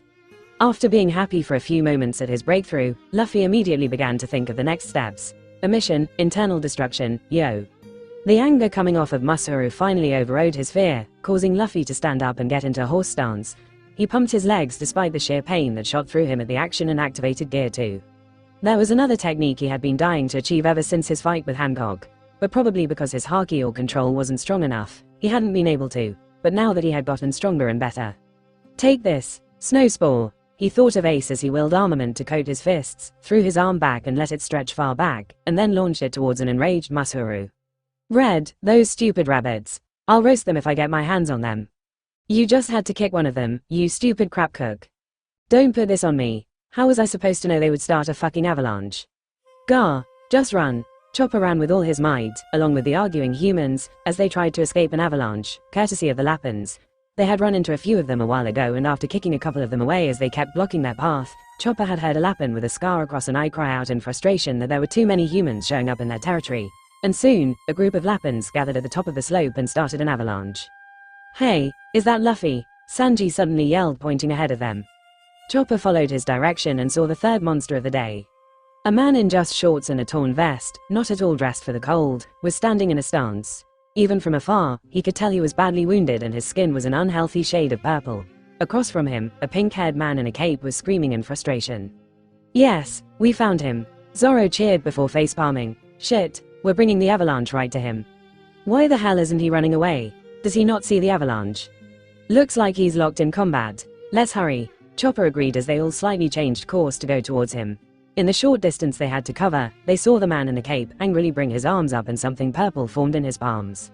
"Take this, snow spore," he yelled as a massive wave of a purple substance erupted from his palms, forming a gigantic cloud in front of him that got launched towards Luffy. Luffy then threw an arm back and Chopper's jaw dropped when it stretched unnaturally long behind him. There also seemed to be steam coming off of him. The long arm then snapped back like a rubber band and whizzed right past him, going right into the oncoming purple cloud as Luffy yelled something like, "Hawk." The speed and force of his punch was so strong that the huge purple cloud got completely blown away. The man in the cape had a dumbfounded expression on his face as the stretchy arm came right at him and the fist landed straight on his nose, causing a shockwave to spread out. Chopper was sure he saw the man's head snap unnaturally backwards before he got flung a long way back, his body crashing through a few rows of trees, and yet, he still kept going until he disappeared out of sight. Chopper's shocked eyes were on the stretchy arm though as it snapped back to the human. If the threat of being buried in the avalanche wasn't a glaring issue, Chopper was sure he would have frozen right then due to awe and confusion. As they got closer, the remnants of the blown-off purple clouds still floated in the air and Chopper realized what it was: poisonous mushroom spores. And looking at Luffy's body, he had definitely inhaled some of it already. "Damn, he looks like a freaking zombie," Sanji said when they got close enough to see him properly. Chopper agreed and shuddered at the sight. "Oi Luffy, run," Zoro yelled. Luffy, who had been staring at his hand with dissatisfaction for some reason, finally looked up and squinted. His bloodshot eyes widened when he saw the massive amounts of snow cascading down on them. "You guys brought an avalanche with you," Luffy wheezed as they got within an arm's distance. "Yeah, sorry. Run for now," Sanji said as they rushed past him thinking he would follow, but he stood rooted to the spot. "Luffy," Zoro stopped first and ran back. "You can't run. I'll carry you, come on." He made a grab for Luffy but his captain walked ahead, right towards the avalanche that was dangerously close now. "Luffy, the hell do you think you're doing?" Luffy vaguely heard his crew's shouts over his own thundering heartbeat in his ears, but he was more focused on the avalanche coming right at him. Fiery magma fists, huge glaciers, light-speed laser attacks, city-sized string bird cages, fists that could cause earthquakes. What's a stupid fucking avalanche in front of all that? Luffy said to himself before planting his feet into the snow-covered ground. Just as the snow was about to hit him, he pumped his legs and arms again and steam started coming off of him. "Jet," he puffed his chest out and launched both his hands at the snow, gappling. Chopper couldn't believe what he was seeing. Punching an avalanche. That was the most reckless, brainless, stupidest thing imaginable. Is he crazy? Wait, shit, the poison. He's not thinking straight. Let's grab him, eh? Sanji and even Zoro and Chopper had taken a step towards him, but their legs froze. Because against all common sense and logic, the megatons of cascading snow actually parted. Chopper had to crouch and balance himself as fast blasts of wind blew in his face, courtesy of Luffy's fists. A parting point actually formed as any snow flowing down right at them met Luffy's fists and got blown back. He couldn't even see his fast-moving arms, but judging by the mini shockwaves that were being created, Luffy seemed like he punching the snow at least 30 times a second, each punch with enough intensity and speed to push back the cascading snow and change its path. Avalanches were terrifying disasters. Chopper had personally seen a few of them and knew of their disastrous effects. They were dispassionate, merciless, and an uncaring force of nature that buried entire landscapes under them and snuffed out anything living. And yet here was someone who was somehow standing in front of it like a mountain. Chopper knew it wasn't a good comparison considering avalanches occurred on mountains, but he couldn't help it. That's what Luffy looked like to him. A small human-sized mountain that was forcing an avalanche to bend around him. A minute passed, 2 minutes passed, 4 minutes passed, and the shock still didn't wear off. He glanced at the other humans and they too were looking on in wide-eyed fascination and disbelief. Instead of tiring and weakening, his punches only seemed to grow stronger and faster as the distance between Luffy and the parting point in the avalanche seemed to be widening, and Luffy's arms were stretching farther and farther. "He's gonna get tired sooner or later," Zoro yelled, bringing Chopper and Sanji out of their stupor. "We should get ready to grab him and run when that happens." Sanji and Chopper nodded with determination and kept a close eye on his movements, but they needn't have bothered. 7 minutes in, Luffy was still going strong, but he seemed to have hit a limit as his hands slowed down enough that they were visible again. Contrary to the awe the three were feeling, Luffy himself was dissatisfied. If it was his grandpa, he would have parted the snow all the way up to the top with a single punch and even disintegrated the mountain itself. Kaido would have done the same with a single swing of his club, and Shanks with his sword. And here he was struggling to keep it at bay. And he was getting tired. Just when it felt like his body was giving up on him, thoughts of Sabrody and Marineford kept him going. He buried his legs further in the snow and his hands moved faster as a roar emerged from his lungs.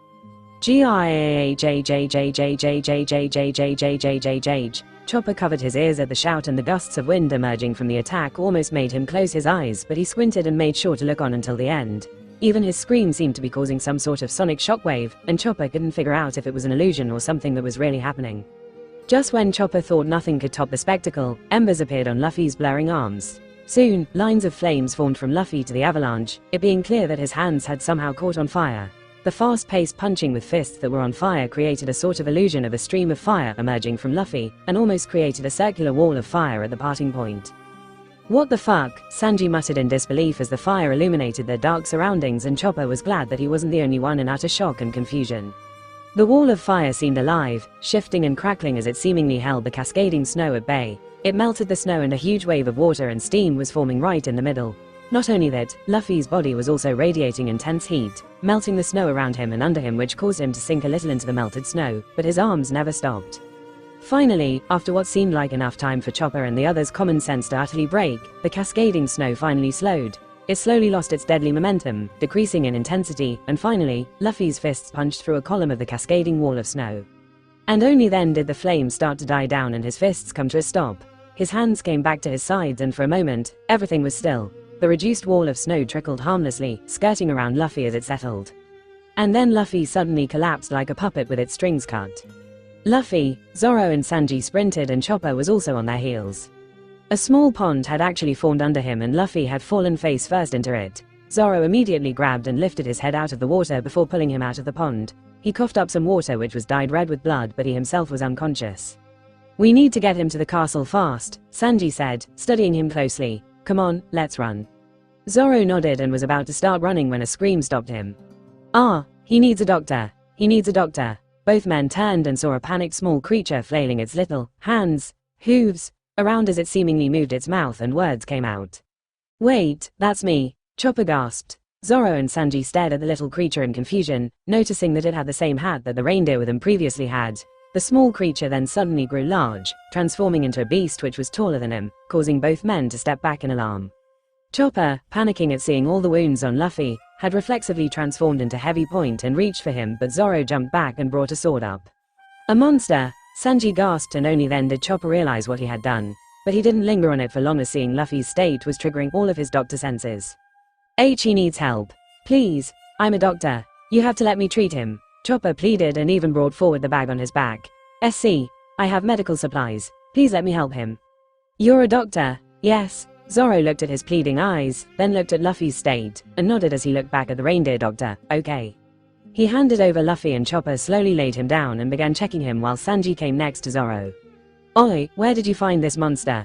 he asked, and Chopper tried his best not to show the hurt or resignation he felt at that moment. "It was with that old doctor, so I think it's telling the truth. She called it, I don't remember." "A monster that's also a doctor, huh? Looks like it." Chopper internally sighed, knowing not to expect too much from anyone. But it still hurt, damn it. At least they weren't attacking him, so he tuned him out and just focused on treating Luffy. The more he tried to diagnose him though, the more confused he became. First, he brought out burn cream to treat his burnt hands. But his hands were fine. Well, not completely fine, as he had multiple chipped nails that were bleeding profusely, but he was expecting it to be a lot worse given that they were somehow on fire. But he had absolutely no burn marks. How? Given how he was wearing flimsy thin clothing, he should have had severe frostbite already, but no part of him was frostbitten. How? He treated other injuries he could recognize and stopped the bleeding in multiple parts of his body. He could see the effects of the poisonous spores on his body, and he had also identified what type of spore it was by its scent, so thankfully, it would be easy to treat once he was brought to the castle. But just as he thought that, he saw that Luffy's body seemed to be recovering from that poison. The unhealthy purple complexion already seemed to be fading for some reason he couldn't understand. Did he take the antidote for the poison spores? He also had another poison in his system, the toxin, which Chopper didn't have much data on. But seeing the white patches and pale skin in places, he still hadn't recovered from that. After the preliminary examination, only one thought ran in his head: how is he even alive? While Chopper checked on Luffy, Zoro and Sanji sat to the side, giving him some space, while also taking a minute to process everything they had seen. The avalanche had still buried their surroundings, and a bit further down, the parted area joined together, thus forming a teardrop-shaped valley around them.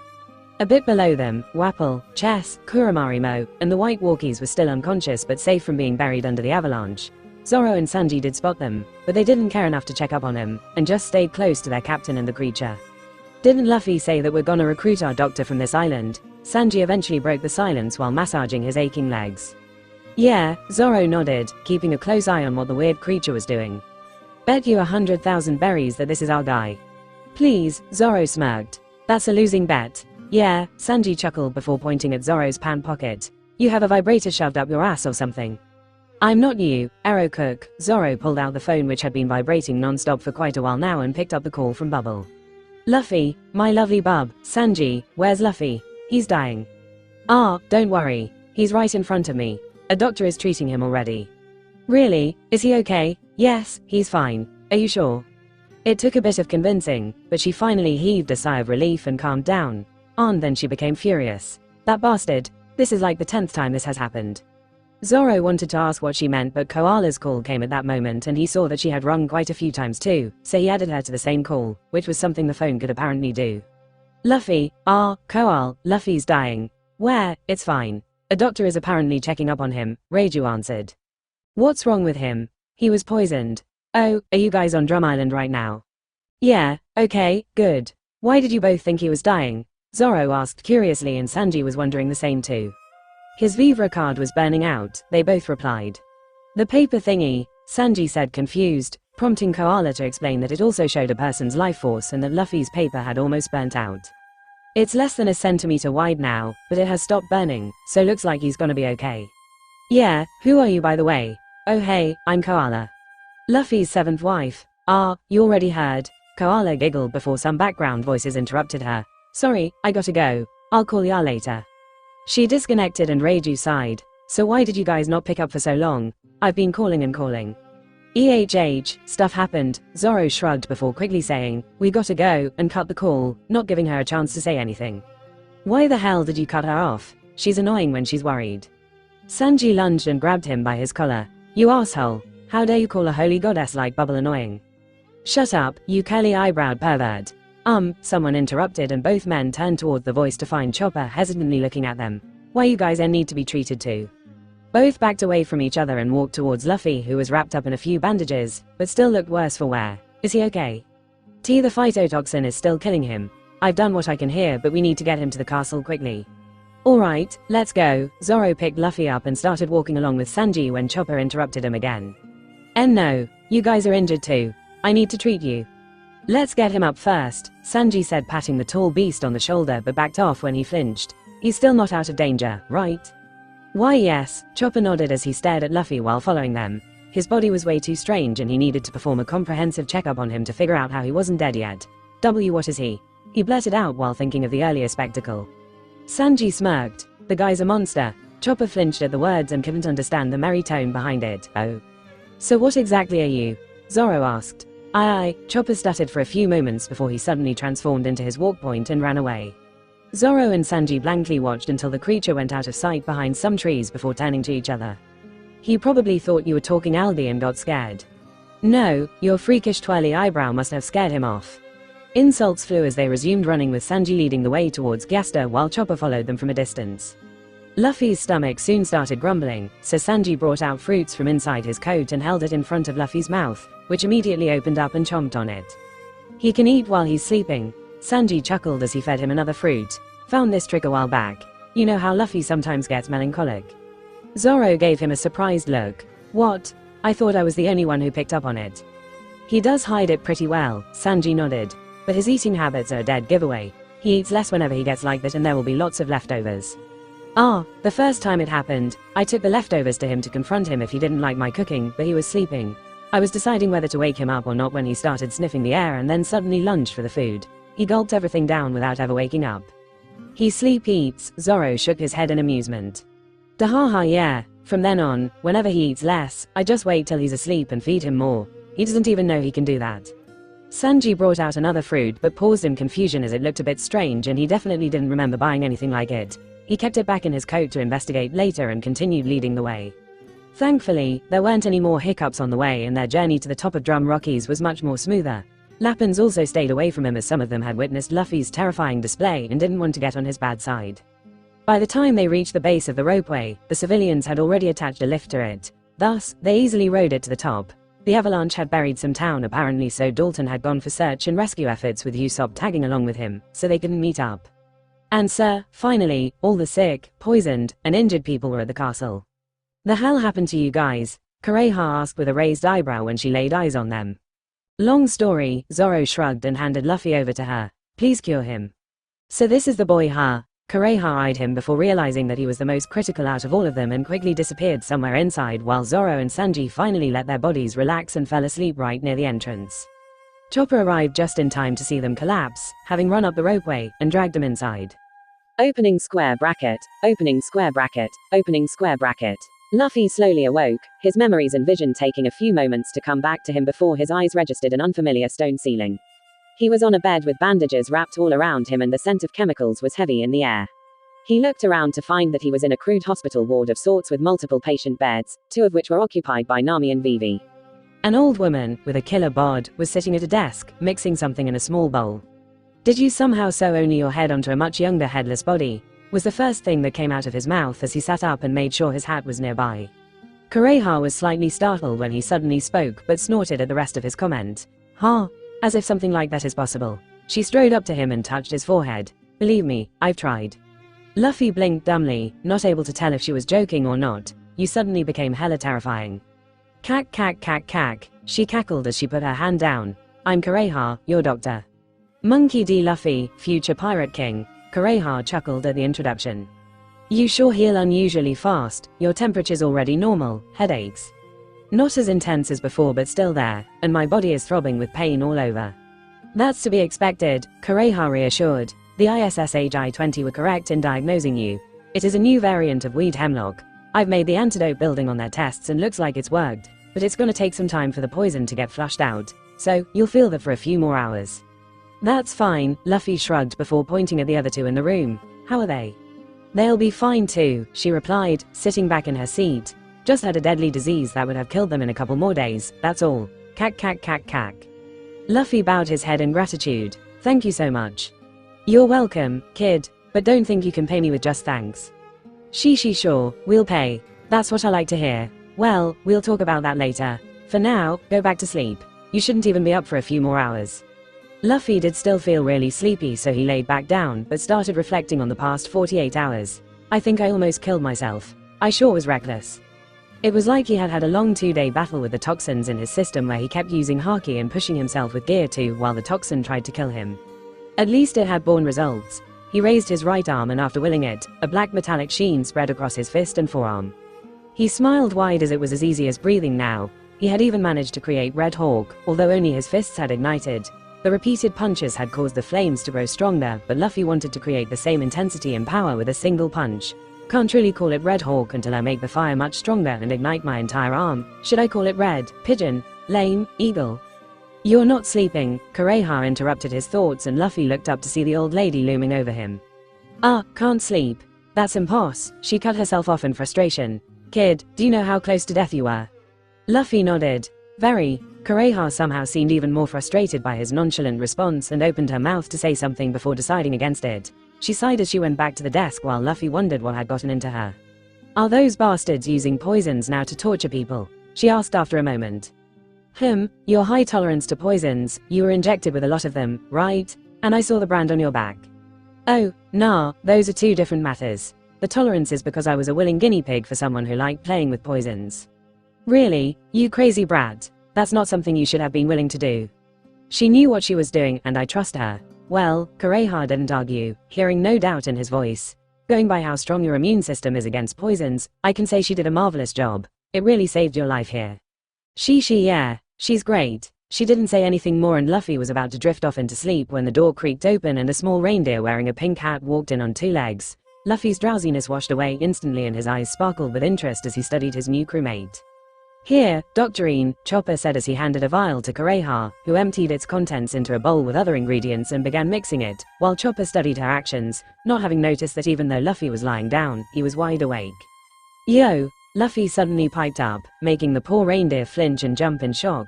He jerked his head towards him as he reeled away and crashed into a table, making the things on it fall over. They both stared at each other for a good 2 seconds before Chopper gasped and hastily ran out of the room. He then slowly peeked in while hiding himself, in his own unique way of peeking, of course. You're doing it wrong, Luffy pointed out and he hastily flipped his position. Nope, no matter which way you try, your antlers will stick out. Shush, shut up, human, Chopper yelled hesitantly. Also, how are you feeling? I'm so hungry that you're looking like a really good piece of venison right now.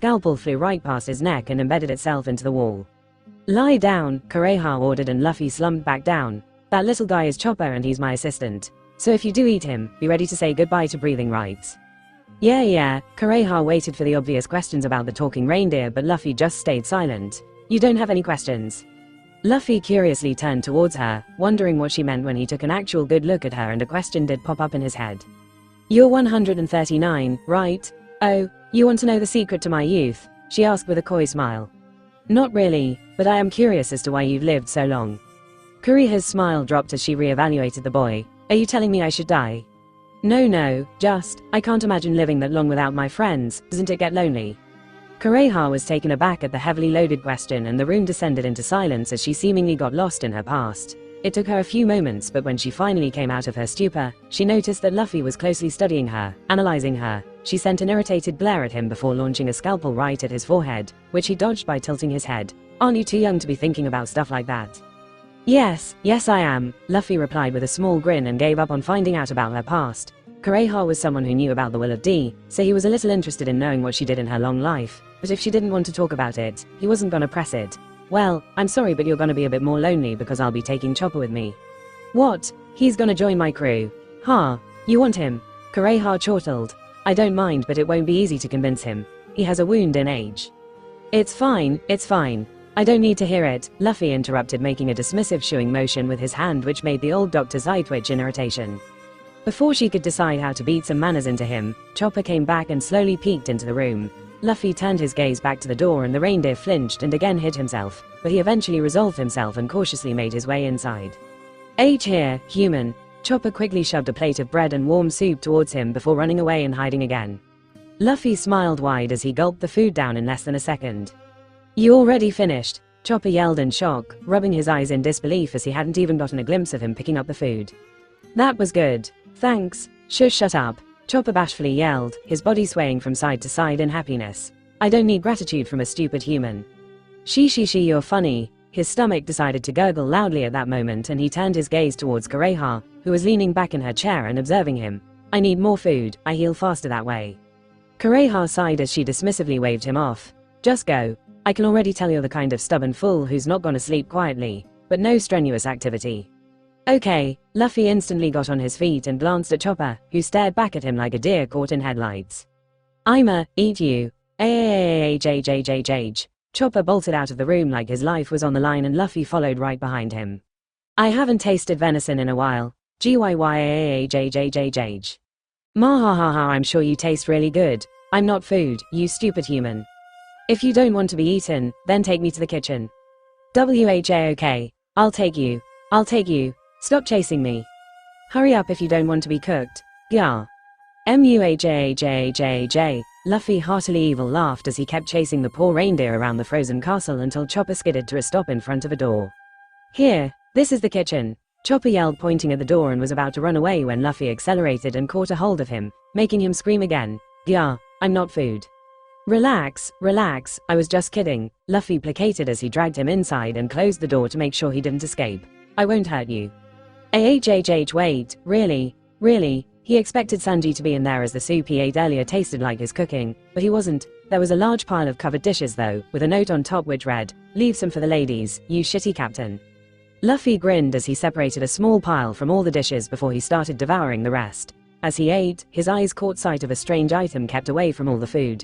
It seemed to be something which was wrapped around in multiple layers of duct tape, and "Do not touch" was written on it in big bold letters. It also had a note on top. "Seriously, no one touch this box. Luffy, especially you, stay away. You will die. This is not a threat but just a fact. I'll explain later." Luffy raised an eyebrow as he looked at the box and then picked it up. "Ah, it says not to touch." Chopper protested, but Luffy shook the box, wondering what was inside it when he found another note stuck to the bottom. "You shitty captain, I said not to touch. Keep it back down." He chuckled, debating whether to tear it open or not for a moment before deciding to accept his cook's warning and kept it back. "Where's Sanji?" "Who?" Chopper asked cautiously. "The blonde guy. Oh, Dartbrow left for the town a little while ago to buy some ingredients." PFFD, Luffy stifled a laugh. "Why are you calling him that?" That's his name, right? Mosshead kept calling him by lots of names, but that was the frequent one. Chopper trailed off unsurely. Oh, Luffy easily inferred what had happened. Yes, that's right. Those are definitely the names. He nodded as he continued opening his maw wide and shoving food down his throat while Chopper looked on in fascination. How does your body stretch like that? Devil fruit, Luffy answered through stuffed cheeks. It turned my body into rubber. Rubber, Chopper nodded. After a minute of staring, he slowly walked out of his hiding spot and inched closer to him. Well, you're not scared of me. Why would I be? Be because I'm a talking reindeer. You look more like a small bear actually, he interrupted with a mischievous smile. Chopper lost his train of thought. I'm not a bear, I'm a reindeer. Luffy looked on in amusement as the little reindeer lost his anxiousness and instead huffed in irritation. You don't look like a reindeer though. You must be a trash panda then. I just told you. Chopper paused mid-shout. What's a trash panda? They're also known as raccoons. Raccoon, I'm not a damn raccoon. Chopper again snapped, looking more offended than before, while Luffy fell to the floor laughing. I'm a reindeer. See these antlers? See these hooves? He yelled, shoving said body parts in Luffy's face, who only laughed harder. She, okay, you're a reindeer. Luffy calmed down after having had his fill of teasing the little doctor and patted his hat. Cool hat. Oh, like a switch had been flipped, the irritated expression on the little doctor's face melted away and a bashful one took its place. You bastard. I'm not happy that you said that, you stupid jerk. She, you're fun. Luffy grinned as he got back up on the table and continued to eat. So you ate a devil fruit to become like this, right? Yes. Chopper seemed a little hesitant to talk about it, but Luffy had shown no signs of aversion to him yet. So he sat at the table too. But I'm not a human who ate the reindeer fruit, I am a reindeer who ate the human fruit. He just nodded, not having much of a reaction, which left Chopper a bit befuddled as he expecting fear, disgust, or anything negative really. Luffy didn't let it show on his face, but he did wonder why he felt the need to clarify that. He does know about Zoans, so he probably thinks he could find some sort of kinship there. But he's still afraid as he's originally an animal. He thought for a moment before opening his mouth. I've been wondering about this and you're the perfect person to ask this. What? So you're just a normal raccoon though, reindeer. I'm a reindeer, you jerk. She a normal reindeer going about your life and one day, you eat a disgusting fruit and suddenly your intelligence rises. But animals aren't that unintelligent, right? I've met plenty of animals that seem to completely understand what humans say. Even a couple of those Lapins down here understood when I talked to them too. Some are intelligent, Chopper answered thoughtfully. But they're the exceptions. A handful of individuals in a species turn out to be smarter than their fellow mates, but even then, they're like human toddlers, but with more awareness and experience but also, no ability to grow further. Does that make sense? Yeah, Luffy nodded with a hand on his chin. So they stop at the imitate process of learning. Yes, Chopper nodded enthusiastically, happy that Luffy understood him. They rely more on instinct and life experience. They pretty much lack the questioning part too. Right, was it the same for you too? Yeah, before, I never really thought about things, but once I ate the devil fruit, I suddenly started having all these questions, like why our herd just couldn't grow food like the humans did or why the water in the sea was salty and wondered if we could somehow make it non-salty. Chopper trailed off and his face darkened, and Luffy could guess why. His new self had been shunned more by his herd and he was kicked out as a result too, so it was probably not a good time in his life. You can talk to other animals too, right? Chopper came out of his thoughts and nodded. How did you know? Just do, Luffy shrugged. Ever talk to a cat? Chopper sheepishly smiled. Yes, they are, well, haughty, demanding. Luffy grinned. Yeah, Chopper giggled. Most of the ones I talked to wanted me to become their servants. Hey, what about elephants? Never met one before. Right, you know what? You should write a book, something like My Conversations with Animals, where you write down actual interviews you have with different animals. People would die to read stuff like that. A book? Me? Really? Chopper's legs hanging off the table swayed in excitement. Yeah, you can do it while we travel and publish it alongside all the new medicines and medical practices you come up with. Chopper's mind stalled and his excitement died down as he tried to process his statement. While we travel. Oh, Luffy face-palmed. I forgot to tell you, but you're joining my crew. You're my crew's doctor. Oh, I don't think I introduced myself either. I'm Monkey D. Luffy, future Pirate King. Glad to have you on my crew, Chopper. Huuuhh. Chopper had an over-the-top reaction as he backed into a wall with a confused and gobsmacked expression. Don't be stupid. I'm a reindeer. I can't join a pirate crew with humans. You're joining and that's final, Luffy stated matter-of-factly just as laughter erupted from outside the window and a second later, Zoro's head popped up. This is way more funnier when you do it to someone else, he chuckled as he climbed in. Chopper already knew he was there because of his scent and was ready to bolt out of the room if it looked like he was coming in. So, as soon as his head popped up, he tried to run out of the room. And realizing what he was about to do, Luffy wrapped an arm around him and held him in place. Zoro sighed watching the little reindeer shiver and tried to break out but ultimately failed. He keeps running away whenever I try to approach him, he said as he walked over to Luffy's other side and sat next to him so that Luffy would be in between him and the scared little fella. You good? Yeah, just gonna take some more time to recover, that's all, Luffy said as he eyed his swordsman. He was covered up with bandages too, his right arm, both his legs, and torso mostly. Who did you fight? Injuries from falling and then trudging in the snow because someone decided to do something very stupid. Oh right, Luffy sheepishly grinned. Sorry, that was my bad. Zoro lightly hit his head with the hilt of his swords. Yes, it was, idiot. She anyway, what did you do to make Chopper this scared of you? It's that idiot cook's fault, Zoro eyed the doctor who was pulling his hat over his eyes while shivering. When I woke up, I was already bandaged up and this guy was tending to us. He was asking me if we were pirates when the cook woke up, saw him, and started talking about venison soup. And he ran away. Ah, Zoro shrugged. We tried to talk after but he keeps running away. He did tell us off when we tried to close the castle doors because there's a bird's nest up there, but other than that, he's been avoiding us. Well, you do have a very scary face, Luffy joked. Maybe he thought you were a monster. Chopper flinched at the last word and Zoro picked up on it. He stared at him in confusion for a few moments before speaking up. Oi, did you get mad the cook and I called you a monster? Judging by the way his shoulders sagged, Zoro had hit the nail on the head. They had indeed still referred to him as a monster while they tried to talk to him as they didn't remember his name. So is that why? Does he have a complex? He wondered, genuinely confused. Why are you mad about that? You're a monster. So is Luffy. And so am I. Who? Wah? A bewildered Chopper slowly lifted his hat just enough and locked eyes with the green-haired man. Every human who had called him a monster had contempt or fear or disgust in their eyes, but he found none of it in these ones. He shifted his gaze over to Luffy, who seemed more interested in the food rather than the conversation. You call yourselves them monsters, he managed to choke out. Even though he himself had seen them as monsters, they were still humans. Maybe a bit abnormal. He glanced at Luffy. Okay, way too abnormal. But still humans nonetheless. So them referring to themselves as monsters was baffling. Why? Because we are, Zoro reiterated bluntly. Why deny it? Besides, what's wrong with being a monster? What's wrong? Chopper parroted, clearly not able to keep up with the logic of the human. Luffy had overshadowed their feats, but now that he thought back to the search and rescue, the other two had also shown monstrous resilience and definitely could not be classified as normal humans either.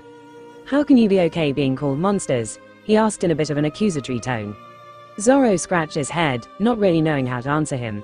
He had honestly never given it a second thought when people had started calling him a monster, so he had no clue why this was such a big deal to the little guy. He looked at Luffy for help and only then did the rubber captain speak up.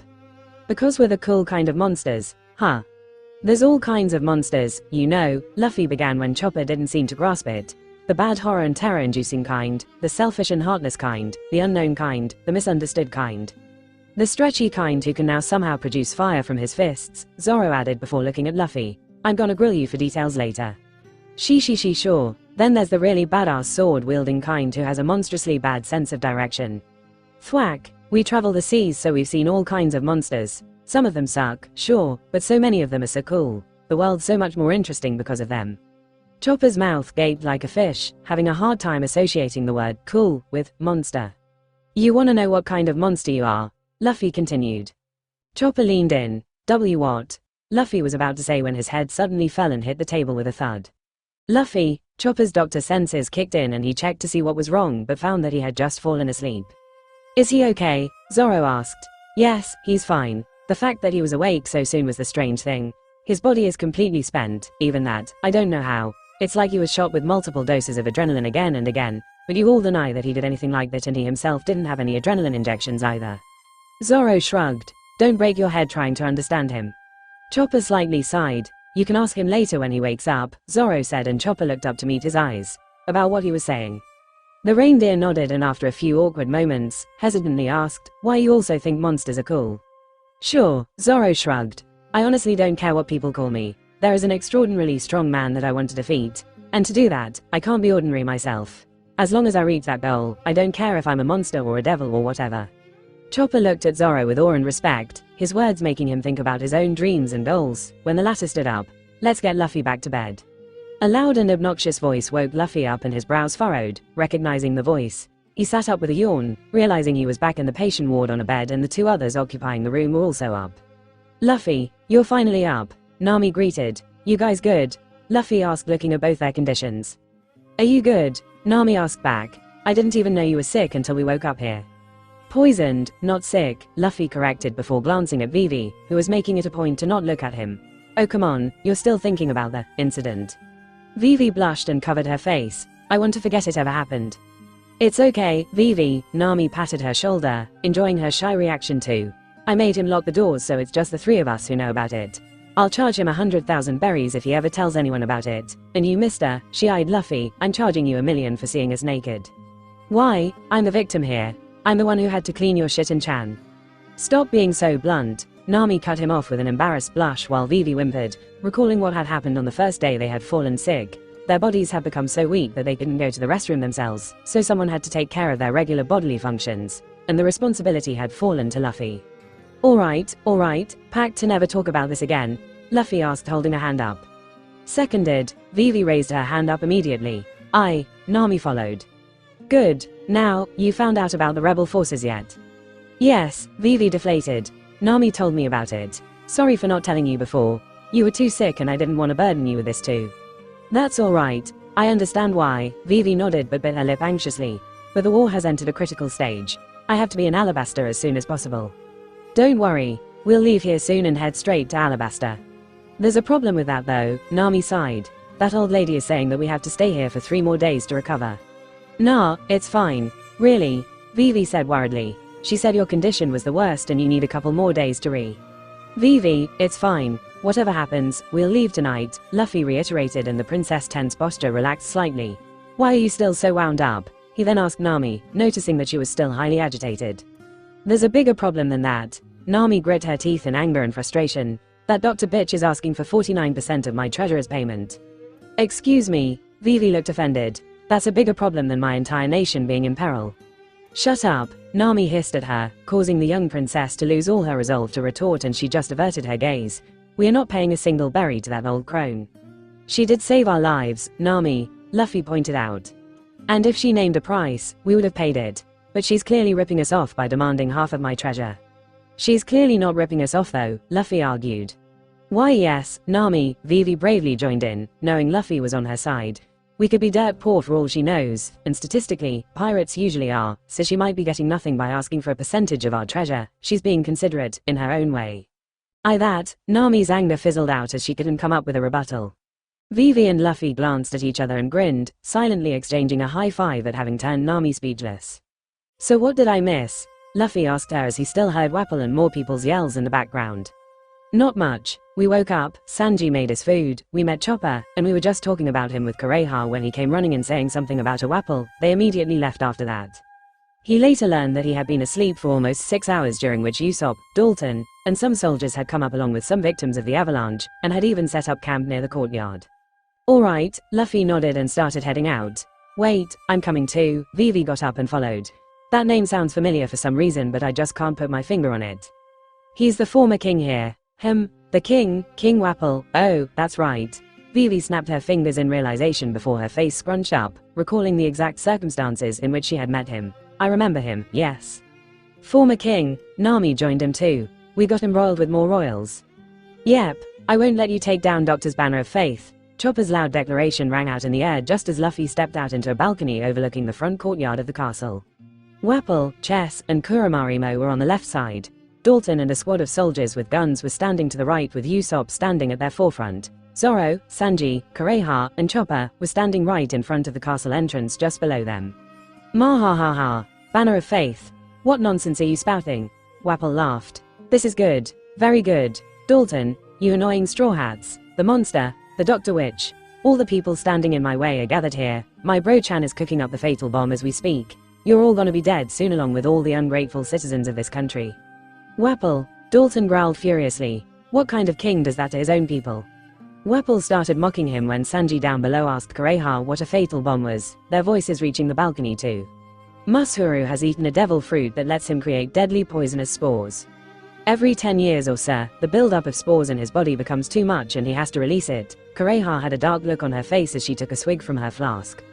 All he has to do is burn off the excess spores and the problem wouldn't exist, but no, the sick bastard decided to drop it on the island just for his own amusement and wiped out a large portion of the population a couple of decades ago. He was banished to the Fire Country for that crime, but looks like he's been brought back now. That's right, Wapple jumped in. I'm feeling really generous right now, so if you all agree to die here, maybe I'll consider leaving the rest of the populace alive. You still need the bilking cannon in this castle to launch your fatal bomb, Kureha countered. As long as we don't let your brother inside, he won't be able to launch it. Wapple only grinned savagely. Sure, the bilking cannon is the biggest one and will have the most reach, but I have plenty of other cannons that are more than enough to wipe out a few towns and villages. And Bro-chan has already set him up. Luffy looked around at the various groups present there. Dalton looked downright thunderous, but just as frustrated. The soldiers behind him were scared, Usopp was nervously shifting, Kureha was silently seething, and Chopper was glaring at the tyrant. Next to him, Vivi was gritting her teeth furiously. That's horrible, and he calls himself a king. How despicable, Nami scoffed before turning to Luffy. You sense that guy? Nope, she bit her lip wondering how they could find him when Zoro and Sanji down below looked up at Luffy. Luffy saw the question in their eyes and nodded, which had the both of them grinning as they turned back to Wapple. What will it be, Dalton? Tell your men to drop the weapons and you all surrender, or I'll signal my bro-chan to start wiping out towns down there. Dalton seethed as he took deep heavy breaths before looking back at his men. Drop the W. Don't, Usopp cut him off with a pat on his shoulder. Didn't you say you wanted to fight? You really think you will let the people live after you give up your life here? Dalton grit his teeth, not knowing what to do. No, Wapple smugly smiled. Kuromarimo. Let's make an example. Start with the witch doctor. Yes, King Wapple. The boxer grinned as he pulled out clumps of hair from his head and threw it at Kureha. It was intercepted by Zoro though, and the hairballs clung to his swords. What the heck? Zoro mumbled as he tried to shake off the hairballs in annoyance, but they didn't budge. Ahaha, this is my Marimo static cling, the boxer said, throwing more hairballs at Zoro, who cut it with his swords. But the cut strands of hair just clung to his body, covering him with small clumps of hair all over, which irritated the hell out of him. Shit, what the hell? Hey look, it's our Marimo versus Kuromarimo, Luffy loudly commented, grabbing everyone's attention. PFFT haha, Sanji and Nami instantly burst out into raucous laughter. Yeah, it's you again. Wapple, who only looked up at the balcony then and spotted Luffy, screamed, you're still alive. Luffy and the others ignored him, however, more focused on making fun of their swordsman. Look, Marimo is covered in black Marimo now. Ha, Nami guffaw. Go, Zoro, show him who the original Marimo is, Usopp yelled, snickering. You do it too, Sanji added on, banging his fists on the ground as he laughed. Pull out hair clumps from your algae-infested head and you two have a battle of hairballs. Green versus black. The ha ha ha ha. Shut up, you crap cook. Zoro cursed as he tried to pull off the hairballs, but it only got stuck to his hands, which only amused the others more. Usopp fell to his knees while clutching his stomach, Nami doubled over, Sanji fell on his back laughing like Christmas had come early, and Vivi tried not to join in on roasting their swordsman, but couldn't help but let out giggles. Anyone who was not a Straw Hat, however, had a very different reaction as the atmosphere had been very tense and heavy until that moment. Chopper and Kureha were wondering if they had misdiagnosing brain damage in the entire crew, while Dalton and the soldiers were dumbfounded. Zoro got fed up with the sticky hairballs and locked eyes with the one responsible. He lunged at him and before the confused Kuromarimo could even react, cut him right across his chest, leaving a deep wound and taking him out of the fight. Wapple and Chess backed off in fright as the swordsman irritably used Kuromarimo's hand to remove the hairballs off of himself, then looked at the still laughing crew, then saw the terrifying straw hat wearing young man who had somehow made him faint twice already, and gulped in fear. SS stay back. Oh, I'll signal my bro-chan. Wapple screamed, bringing out a transponder snail. I just have to hit this call button and he will launch a bunch of poisonous spore cannonballs into multiple towns. Zoro, still clearing the hair off himself, looked up at him and rolled his eyes. Go ahead. What? Oi brat. Kureha blew up while Chopper gaped. You got a death wish? Relax, old lady. Sanji got up, having had his fill of laughing at the swordsman, and lit a cigarette. Pretty sure Luffy already killed that guy. What? Pink hair. Head looks like a mushroom. Stupid outfit. The spores. Chopper yelled in realization. Mushuru was banished well before his time, so he hadn't ever seen him, but he recalled that the guy Luffy was fighting had created a large cloud of poisonous spores from his hands. That was Mushuru. Is that really true? Dalton cried hopefully. Luffy nodded in affirmation when multiple sets of eyes turned to him. He was trying to create Red Hawk, so he had held nothing back. Gear 2, armament-coated fist, and a stretched arm had landed square on the guy's face, and he was pretty sure he had felt the guy's neck crack. Even if he had somehow survived, he had still been launched somewhere far where the avalanche would have definitely buried him. Liar, Wapple spat with hate. There's no way Bro-chan lost. From his perspective, after suddenly falling unconscious, he had woken up beside only his 2 soldiers, and given how Luffy had been dying to the poisonous spores, they had assumed he had been killed by Masaru. And considering how an avalanche was surrounding him, they also thought that Masaru had saved them from being buried. Finding him nowhere though, they assumed he had either gone to get help from their army or gone ahead to the castle. Thus, they had flipped a coin and decided to come to the castle. Still not finding him though and finding Dalton and his army, Wapple had tried to bluff his way to a victory, but well, it didn't work out. Call him then, Zoro taunted, and that only made the tyrant sweat. Hey, Nami perked up and caught Kuriha's attention. You want those guys gone right? She cattily grinned. We can do that. In return, you waive off the medical bill. Ah, Kuriha scoffed with a grin. Clever little girl, alright, deal. Yes, Nami cheered as she scaled down the castle wall like a cat and landed below. She then took out her shock staff and started walking towards Wapple and Chess. Let's make this quick. See Chess. Kill her. Yes. Arrows whizzed by as Nami dodged them all and ran straight at them. Seeing her small frame though, they of course underestimated her, and when she launched the grappling hook from her staff at Wapple, Chess caught it. He was about to mock her for the meaningless attack when Nami turned the dial up.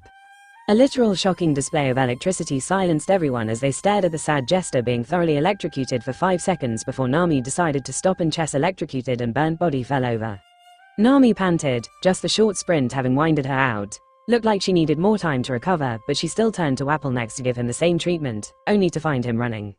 Wapple was dashing towards the castle in a panic, hoping to enter and reach the bilging cannon or the armory, but Sanji was there at the entrance, ready to intercept him. A kick right under his chin made the tyrant go flying back. Ow! Sanji held his already fractured foot in pain. The hell is the guy made of?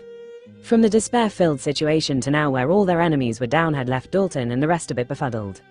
You guys are awesome. Chopper breathed in awe, but his attention was taken away when Wapple sat up, rubbing his chin in pain. All you bastards, treating your king like this, Wapple. Dalton interjected. Surrender now, your 2 strongest fighters are done for. Your army has already surrendered. Tha. My army surrendered, Wapple yelled in shock. What did you do to my army? This young man here subdued them, Dalton said, patting Usopp's shoulder. Ha, that's right, Usopp yelled, crossing his arms while puffing his chest out, pretending like he was full of bravado. They were nothing in front of the mighty Usopp. What had really happened was that Usopp was with Dalton when news of Wapple's army attacking Bighorn had reached them. Usopp had tagged along as they traveled there, but once there, he hid behind a building while Dalton exchanged words with the enemy soldiers. They were apparently ordered by Wapple to take over, find if any doctors were left as the ISSHI-20 were kidnapped by pirates, and basically kill any opposition. Dalton had tried to reason with him, but gunshots and screams had soon run out. A shivering Usopp had peeked from behind from safety only to see that Dalton was tanking all the bullets and pushing people out of the way, protecting his civilians. He had resolved himself then and announced himself with a loud yell, grabbing the attention of everyone present in the area while getting ready to employ hit-and-run tactics to take him on. But as soon as the enemy soldiers had seen Usopp, they had screamed, pointing at him in fear. Apparently, the Conqueror's blast had left a deep impression on them, and not knowing what it was, they had assumed it was some kind of chemical weapon. And seeing one of the crew members who could deploy such fear-inducing chemical weapons, they were scared. Usopp had quickly noticed and capitalized on it, threatening them to throw away their weapons if they wanted to live. A few did protest, however, but a well-placed rotten egg shot right into the mouth of a soldier, which made him immediately faint, put out any embers of protest. Well, Usopp obviously told it differently. They trembled and groveled before me as soon as they heard my fearsome name. He subdued the entire army, Chopper exclaimed. You have nothing, Wapple, Dalton continued. Surrender now. The tyrant glared at Dalton and Usopp, and then at Luffy with eyes filled with hate before his emotions finally burst. I've had it. I'll show you all the might of the munch munch fruit. Everything I eat becomes a part of me. Munch munch mutation. Everyone watched in bewilderment as he grew and transformed into a small house with cannons for arms, a chimney on his head, and a door right in his chest. WAPOL house. That's actually kinda cool, Luffy cheered. No, it's not, Zoro, Nami, Sanji, and Usopp rebutted. You've disrespected me for the last time, you peasants. This is my KINGD. Hey, Luffy cut him off, excitedly jumping up and down on the balcony as a thought struck him. If you eat more things, you'll be able to fuse them into yourself and transform further, right? Then go ahead, he grinned, pointing his thumb at the castle. There's an armory inside, right? Eat up all you want. Don't be stupid, you brat, Kureha snapped. Stop playing around, Nami added.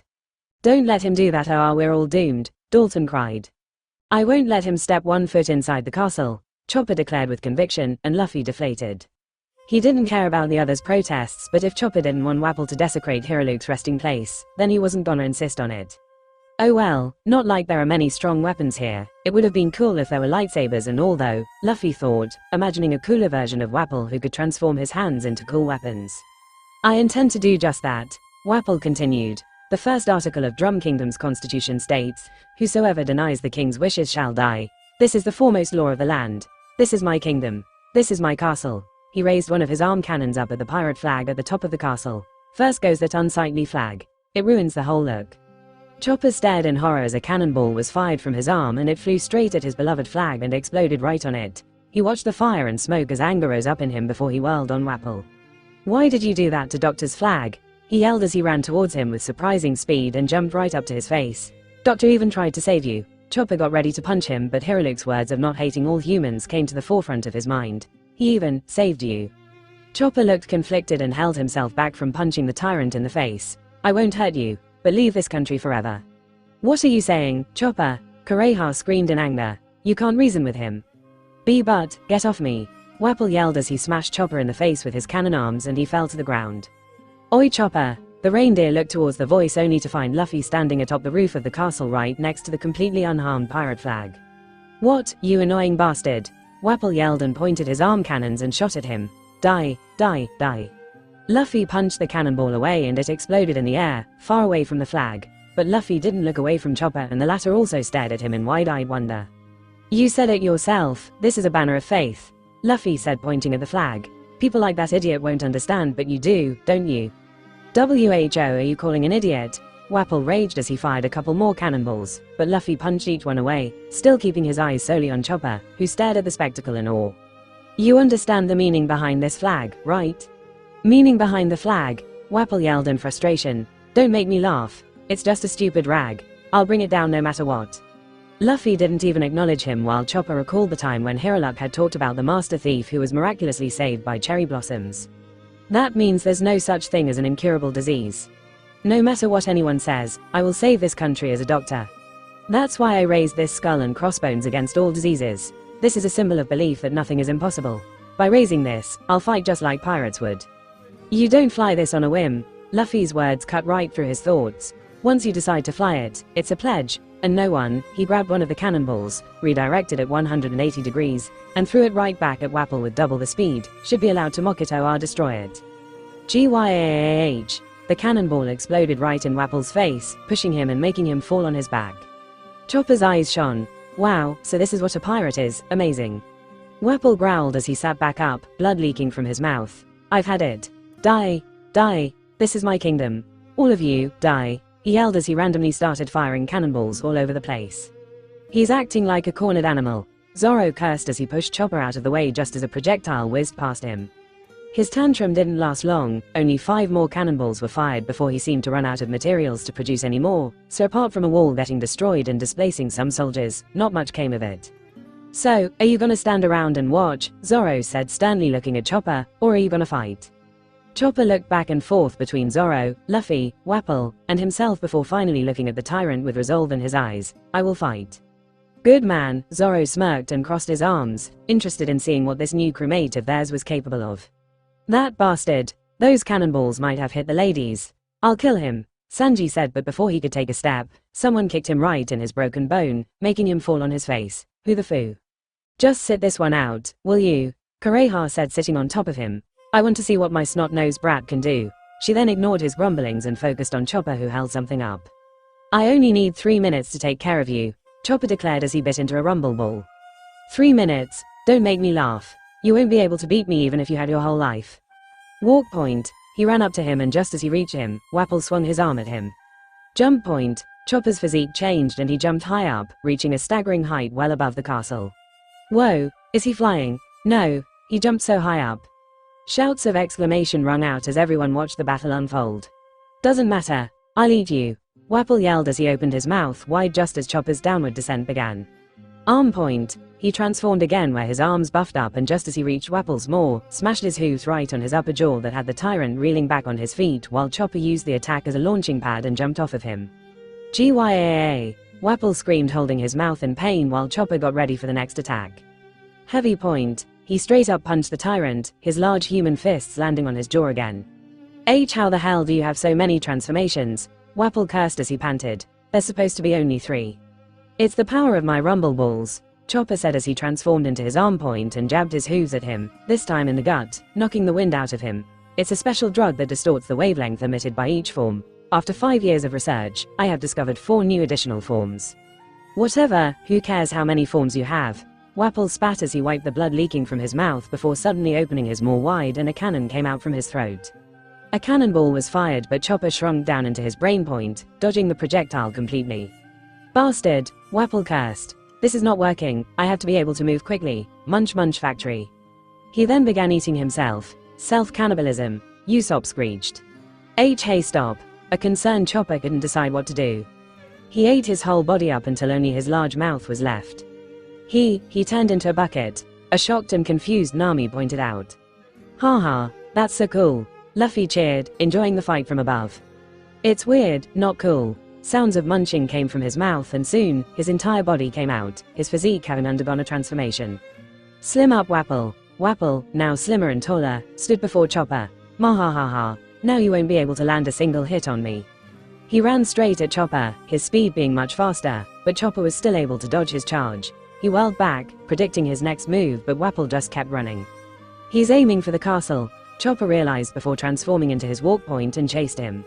You won't be able to cat, Wapple was saying before he turned his head to see Chopper right on his heels. Horn point. Chopper's horns grew and became sharper, his hands became larger, and his speed increased. He rammed straight into his back, lifting the tyrant with his powerful horns, and launched him away. Wapple screamed as he fell face first into the snow, his back experiencing tremendous pain. Chopper's 3 minutes were running out, so he quickly changed back into brain point and brought his hooves together to form a small hole and looked through it. Scope. Gah, I'll kill you. Wapple cursed as he stood back up, groaning in pain. He spit out blood before charging at him, this time transforming his hands into chained maces and swung it at him. Chopper got hit a couple of times, but he dodged most of the attacks, still looking through his hooves, his brain working overtime as he analyzed his opponent. Got it. The head. What are you on about? Wapple spat as he abandoned his attack, seeing the agile reindeer, and ran to the castle again. I won't let you go inside, the reindeer declared as he transformed into jump point and lunged at Wapple. He transformed into arm point just as he reached Wapple, and bashed him right in the head. Carving hoof, Roseo. A Sakura-shaped hoof print got imprinted on his head and Wapple fell face first into the snow again. Gee gar, Wapple groaned in pain, but he still wasn't down for the count. Only 10 seconds remained in Chopper's transformation, so he ran to him and delivered another Roseo right in his head. Wapple became disoriented but was still mumbling, Roseo, Roseo, Roseo. Chopper kept bashing his skull in again and again while Wapple mumbled, stop, I'll make you, Vice, King, in between smashes. With only 3 seconds remaining, Chopper jumped high up again and came straight down with his arms outstretched for one final attack. Carving hoof, Roseo, that seemed to do the trick. Chopper shrunk back and panted hard as he finally took a breather. Thankfully, Wapple had passed out, with blood leaking from his head. Phew. Luffy was in his face the next instant and picked him up with a crazed look in his eyes. That was so cool, he cheered, swinging the little reindeer around. I'm getting dizzy, Chopper's eyes spun while Luffy happily danced. Thank you so much. A loud shout rang out and Luffy finally stopped. Chopper followed the voice to see that it was Dalton, kneeling and pressing his head to the ground while some civilian soldiers behind him were cheering. She look, Chopper, they're cheering for you.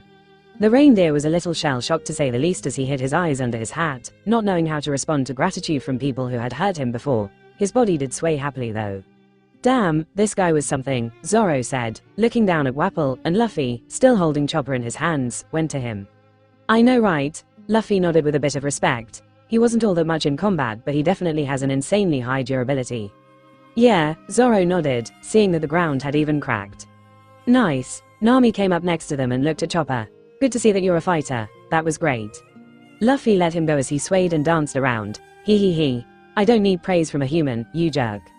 Luffy, good to see you up and about. Usopp came up next and Chopper froze before beginning to slightly fidget while Usopp awkwardly looked at him. What happened between them? Luffy whispered to Zoro. He yelled, monster, screamed, and ran away when he first saw Chopper in his heavy point, Zoro whispered back.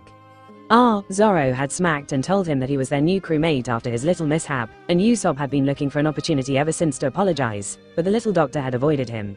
Now that he finally had a chance though, he got closer to him, awkwardly meeting Chopper's wary gaze. Sorry about before.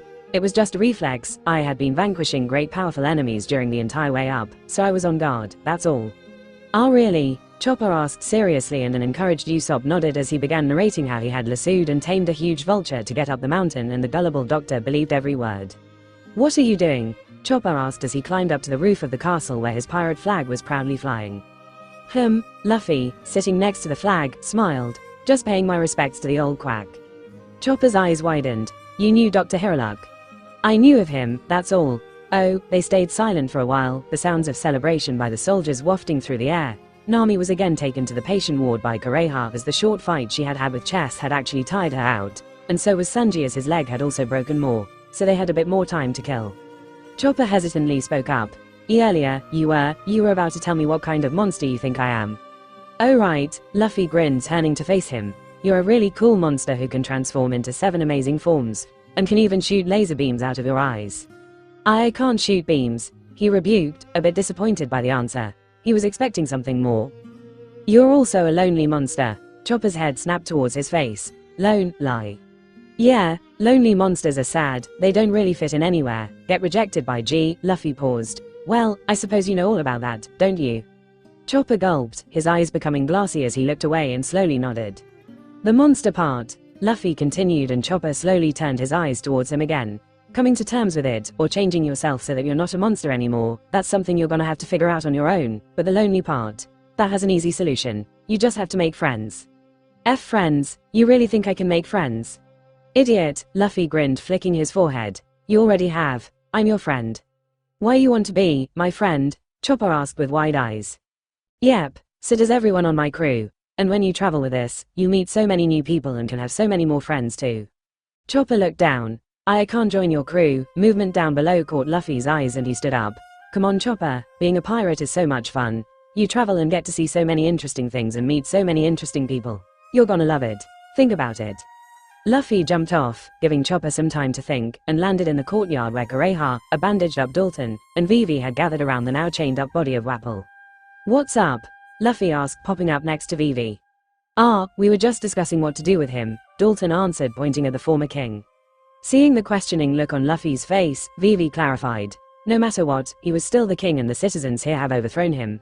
It will be seen as an attack on the world government if the situation is handled poorly. Luffy wanted to offer to send him flying away so that they could simply claim that he ran away, but that would mean Wapol would probably create the Black Drum Kingdom. Who knew how the citizens of that country would suffer under his rule, so he really didn't want to. Don't worry about it, Dalton said with a smile when he noticed Luffy and thought. You have done more than enough for us already. We will take care of the rest. We'll imprison him and send a detailed message to the world government of what transpired here. We will keep your names out, of course. Luffy nodded, glad that the Black Drum Kingdom was butterflied away into non-existence. It also meant that Wapometal would get butterflied away, which was an important material in Frankie's creations, but Luffy didn't think it was a big deal if it was never created. Wapometal was basically a shape memory alloy, and the Vinsmokes already had such a powerful alloy, so Reiju could easily help Frankie out when the time came. Wouldn't he just eat the chains and break out if you put him in a normal prison? Do you guys have sea stone cuffs? Vivi asked. No, Dalton sighed sadly. I'm sure I can keep this guy on a leash until we decide what to do with him and make sure he doesn't just eat his way out. Cack cack cack cack, Kureha cackled with a wild look in her eyes. Leash? Vivi questioned. Kureha just grinned, taking out and showing her a few syringes that were filled with a vile purple liquid, and Vivi's eyes widened. I want to say you're planning to keep him sedated, she asked hopefully. Sure, let's say that that's what I'm doing, Kureha smirked, unnerving the others. Don't you have that oath as a doctor? Luffy asked. Kureha shrugged dismissively. It's not like I'm planning to kill him or refusing treatment. Just keeping him down for a while. You're definitely more a pirate than a doctor, old lady, Luffy said, shaking his head. Who are you calling old lady, brat? Kureha jabbed him while Luffy laughed. Have we met before? Dalton suddenly asked, and Luffy saw that it was directed at Vivi. You look familiar. Oh, Vivi nervously fidgeted. I don't think so. Anyway, gotta go. She hastily walked away and Luffy left with her. Phew, that was close, Vivi sighed, but Luffy was a bit confused. Wouldn't that have been a great opportunity to build a relationship with this kingdom? The princess stopped in her tracks. What? I'm not that good at politics, Luffy said, crossing his arms. But you could have revealed yourself as Princess of Alabasta and built a friendly connection with this kingdom, right? But I'm still in hiding. Does it matter anymore? Vivi opened her mouth to answer but paused, realizing that her secret was already out and known to Crocodile, so there wasn't much of a point to it anymore. She was supposedly dead in his book too, and Dalton and Kureha didn't seem like they would spread information about her if she just asked them not to, so there really wasn't a reason to hide from them. Wait, you're right. I suppose it doesn't matter now. Saving my kingdom from Crocodile is all that's on my mind right now, but I must think about the future too after we're freed from Crocodile. Luffy nodded in understanding. He had a unique perspective where he could already think about the situation in hindsight, but all she could probably think about was how she could save her kingdom from Crocodile's clutches. Vivi nudged him with a smile. You say you're not good at politics, but that was a good idea. I didn't even think of that, but you did. Luffy smiled back. Yeah, I don't know about that. My first thought to a problem is always if I can punch my way out of it. Diplomatic thoughts are like fourth or fifth in line. Vivi chuckled, and now that the topic was brought up, her mind suddenly went on a thinking spree about the future. She had heard that Dalton would probably be selected as the next king, and if so, at the next reverie, I will be revealed to him anyway, so we can still form a friendly relationship with this kingdom. The next reverie, huh? Right. Vivi saw a sudden serious expression on his face and became curious. You could also claim this island as yours, can't you? Luffy chuckled. Nah, they got a good thing going already with Dalton and all. So you don't plan on bringing islands under your name like some pirates do? I'm not gonna force anyone, but if they need my protection, sure. Then you're going to have to learn how to govern a kingdom, Vivi said adamantly. She had a good enough understanding of Luffy that she could say that he wasn't someone like the Yonkos who forced islands under their control. She had read many an article in the newspapers about how pirates had killed ruling families and taken over islands and kingdoms, only to abandon them soon, leaving them in ruins after stripping them of resources. The papers also mentioned how badly they governed the islands, which appalled her, and she hoped that Luffy and crew wouldn't turn out like them too. Luffy nodded, thinking about Wano. Food was there in the capital, so he easily stole and got it for Tama and the rest of their poor town. But if there was no food on the island, or if an island had no way of sustaining itself for a long period of time, wouldn't he have to step in and do something?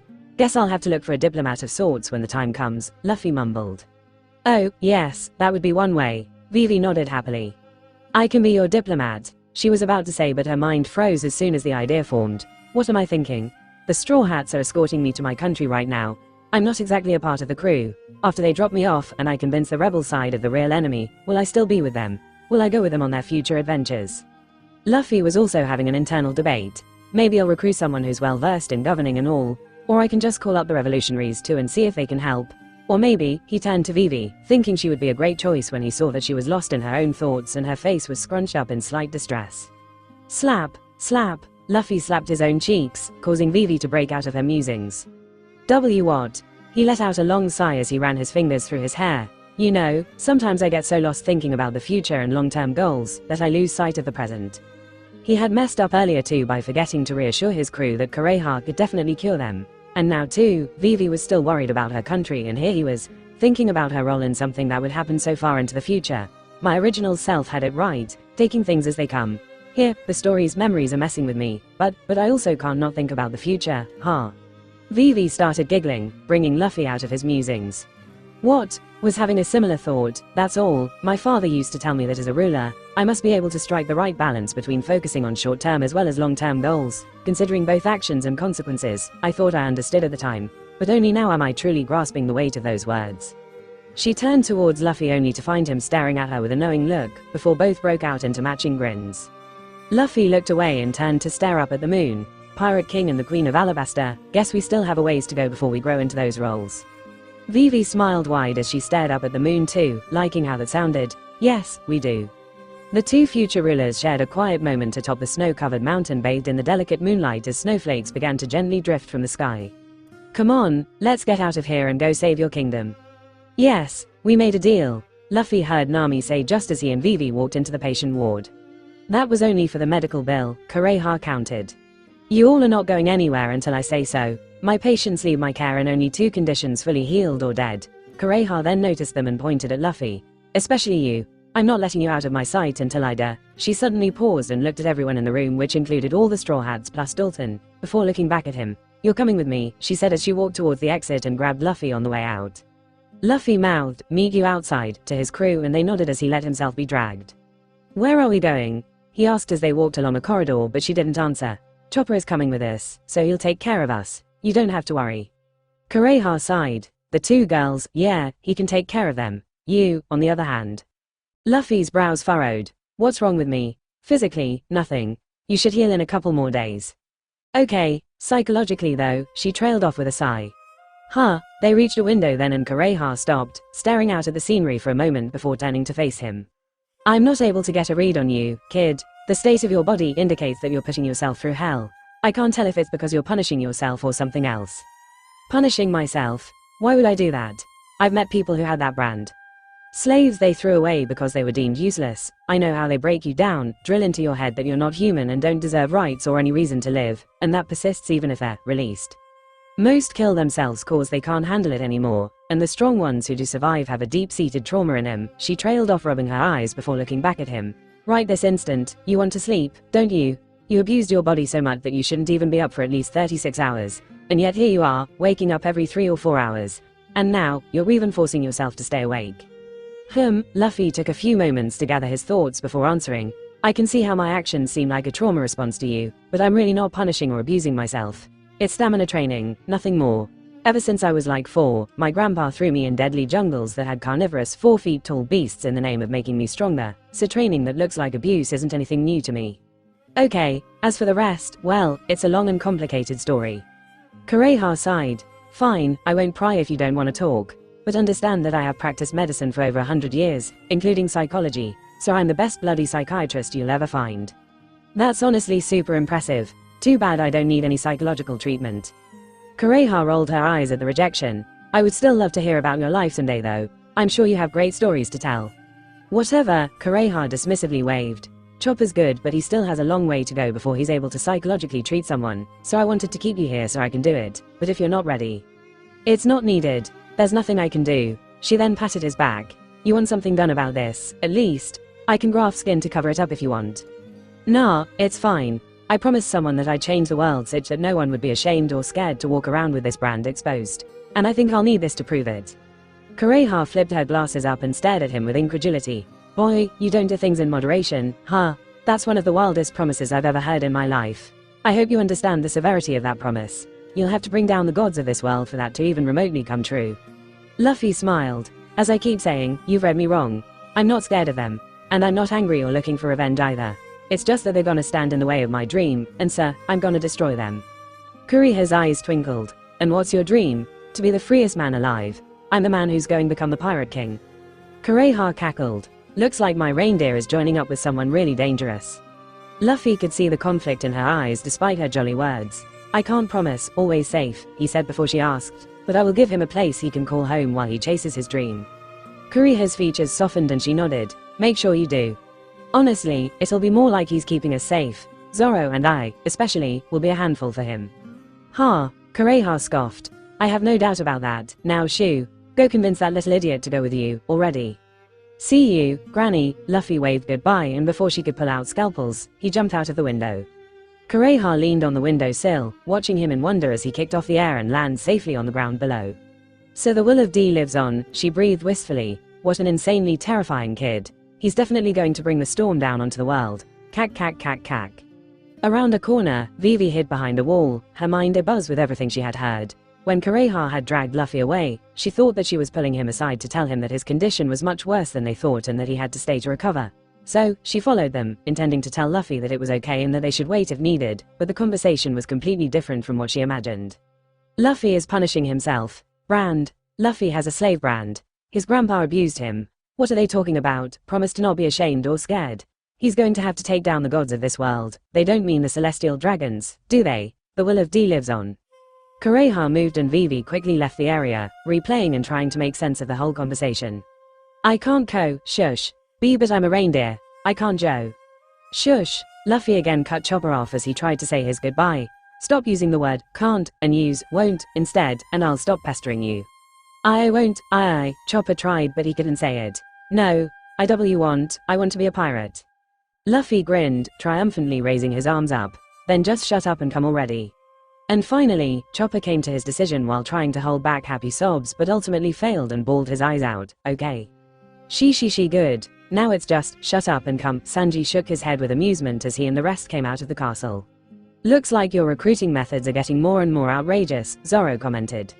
It won't be long before he just kidnaps someone and then tells them that they're a part of our crew, Usopp added, and the others didn't think it was that wild of an idea. That would be a fun way. You're not doing that. Nami rebuked. Anyway, you talked things out with Kureha. Yeah, we can leave. Great. Chopper sniffled and calmed down as he walked up to them. Gee, give me some time. I need to say goodbye to Doctrine. Right, Luffy said grimly as he patted the doctor. Go on, Chopper, and be brave. Chopper nodded and went inside while the rest looked questioningly at him. Why? Because that old witch is crazy, Sanji answered. She got to you. Luffy chuckled. Yeah, Zoro nodded with an annoyed expression. Before you woke up, she chased us around the castle when we made just a little noise. While throwing knives, axes, spears, scalpels, Sanji added, a haunted look in his eyes. Luffy patted the two's backs in understanding while the rest gulped, glad to not have been on her bad side. 10 minutes later, they truly understood what they meant when they saw a hysterical Chopper come running out and Kureha, with a crazed look, chased him while throwing anything sharp she could get her hands on at him. AHHH, the hell is that old hag doing? Get in, hurry, Chopper yelled frantically as he passed by them, not even slowing down, and the rest scrambled to jump into the sleigh that he had attached to himself. Luffy laughed as he grabbed the back of the sleigh and let his hands stretch so he would essentially be parasailing as they went down the ropeway. Ho ho ho, he bellowed, and people below saw the sight of a flying sleigh in the sky with a human hanging off of it. Reiju discarded her bloodied clothes before quickly taking a shower and settled into the tub for a nice and long relaxing bath. She had finally finished her mission in paradise, it being a hunt for a few stragglers from a company takeover. There was a new tech company that was trying to encroach on Germa's customers in North Blue, so Judge had decided to take out the competition. Reiju and her brothers had already extracted relevant information and assassinated most of the major players in the company, but a few had managed to escape into paradise. Hence, her presence in the area to track down and kill them all. She had finally tracked down the last of them, only to find that they had hired a few mercenaries to protect them, and thus, she had to fight a large group. She usually would have assassinated them quietly with the use of poisons, but the frustration of seeing Luffy's Vivre card burn out while not being able to do anything had made her use non-poisonous ways of dealing with her enemies, which was bloody. Only after Sanji called and told her that they had successfully met a competent doctor did she come back to her senses, and found herself beating up an already dead man. At least it wasn't innocent families and children this time, Reiju sighed. Not that she or her family had any right to talk about inhumane practices, but the men she had killed weren't saints either. They had performed illegal human experimentation which had resulted in the deaths of hundreds, so at least she didn't feel guilty for killing them. Such thoughts were plaguing her mind a lot ever since Luffy came into her life. As much as he liked to say that he wasn't a hero, if he saw injustice right in front of his eyes, he was someone who would do something about it. Especially if little kids were involved. If he ever saw her inciting a civil war or helping a royal family eliminate their undesirable citizens, he would definitely fight against her. But then again, at the back of her mind, she knew that Luffy already knew and still didn't judge her. She had never directly asked, too scared to hear what he would say, and Luffy had never broached the topic either. She shook her head, emptying her mind, and just let the scalding hot water, which she barely felt, wash away her exhaustion. Not long after, she heard a transponder snail ringing and hastily jumped out of the bathtub to pick it up. You're okay, N? Reiju began to ask about his condition when Luffy cut her off. Hush, watch this. The snail started projecting the video feed onto a wall, and Reiju saw one of the most beautiful and picturesque sights she had ever seen in her life. Cherry blossoms against the backdrop of a snowy, wintry landscape during the night was certainly a sight to behold. Said cherry blossom being as huge as a mountain was something else entirely. The delicate pink mist slowly spreading and filling the sky at the top of a mountain, the full moon up in the night sky, the slowly falling snow, all of it contributed to creating a serene and magical atmosphere.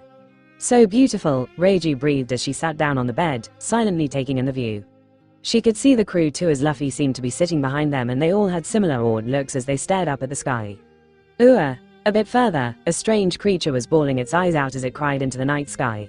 They stayed there, sharing the beautiful moment in silence for a few minutes before the strange creature turned back and came to them. Let's go, he said, and Reiju wondered if he was a mink. Alright, Luffy said and faced the camera. Call you later. Also, you should dry off and wear some clothes before you catch a cold. Only then did Reiju see that the transponder snail had one eye trained on her, and she waved with a smirk. What? She's naked. Let me see. Sanji yelled, his voice desperate. No, I just saw one heavenly sight and there's another right there. Give me that far. The call got cut before she could say anything, and she just laughed, shaking her head in amusement. They had two lines of communication between them, a visual transponder snail and a normal voice transponder snail. Luffy knew the numbers to both but called the visual snail only when it was just the two of them, but the rest of the time, they used the voice snail, which was the only number known to the rest of the crew. The snails also had an attachment that modified her voice, so there was no chance of Sanji ever figuring out her identity, and she couldn't wait to meet him one day and reveal everything. Her mood only dipped after that thought as she laid back on her bed, wondering when that would happen. God, I want to be with him so bad. She whined, hitting the bed a few times in frustration. She wished she had Luffy's optimism of everything turning out right, but unfortunately, she was a cynical person by nature. Dark what-if scenarios plagued her mind and stopped her from going to him. Her thoughts were interrupted when a transponder snail rang again, only this time, it was the one she used to stay in contact with her family. Father is probably expecting me to be done and is calling me back. It was a voice transponder snail, so she received the call and dressed herself while hearing her father talk. Judge first asked her if the mission was done, and after she answered in affirmation, he began rattling about some of their other projects and missions, which Reiju paid half-hearted attention to. At least until he brought up a completely new mission that was for all 4 siblings, which grabbed Reiju's full attention. 10 minutes later, she accidentally disconnected the call as she fell to her knees and had her first ever panic attack. A few hours later, the Merry was sailing away from the newly dubbed Sakura Kingdom and Chopper's celebration party was finally winding down, the highlight of the night being Chopper when he said, "This is the most fun I've ever had," which had only made everyone cheer and party harder. At the end, Sanji finally brought out the strange duct tape wrapped box. "What's in the box? What's in the box?" Luffy cried as everyone gathered around, curious as to what it was too. "If I didn't wrap it like this, I was afraid you would mistakenly inhale this too while eating," Sanji said, tearing the tape. "And well, you would have exploded." Luffy perked up in surprise just as Sanji pulled out a strange-looking fruit. It was dark purple in color and loosely resembled a mushroom with a flat head, with a bunch of smaller mushroom-like protrusions all over it. "I've only seen pictures, but this is a devil fruit, right?" "Yeah," Luffy and Chopper confirmed. "Wow, is this what they look like?" Nami took and inspected it. "Where did you get it?" Luffy asked as the fruit got passed around. "It was in my coat." "It was in your coat?" Usopp repeated, confused. "Yeah, before we went up the ropeway the first time, I didn't know if the castle would have food, so I bought and stuffed some items inside my coat just in case. When I pulled them out later, this was just there. These things sell for millions, and you bought it for the price of a normal fruit. Good going, Sanji." "Oh Nami Swan, I'm so blessed to be praised by you." Sanji swooned happily but flipped back to serious again. "But I inspect each and every ingredient I buy, so I'm 100% sure I didn't buy this from a vendor." "So what? It just grew out of you?" Zoro asked semi-seriously. "Devil fruits do manifest randomly," Vivi added. Sanji shrugged.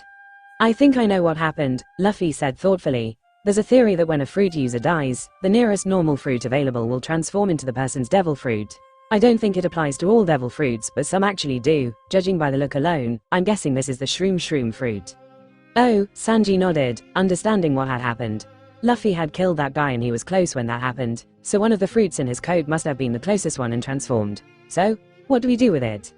"It's yours." "I'm not eating this," Sanji firmly denied before looking at the others. "Anyone wants it?" Nami hummed, staring at it. "If it was one of those Logias, maybe. But shrooms don't seem like that good of a power." "Quack," Karu squawked and Luffy understood him. "Poisons don't sound good." "Karu says that poisons don't sound good," Chopper translated.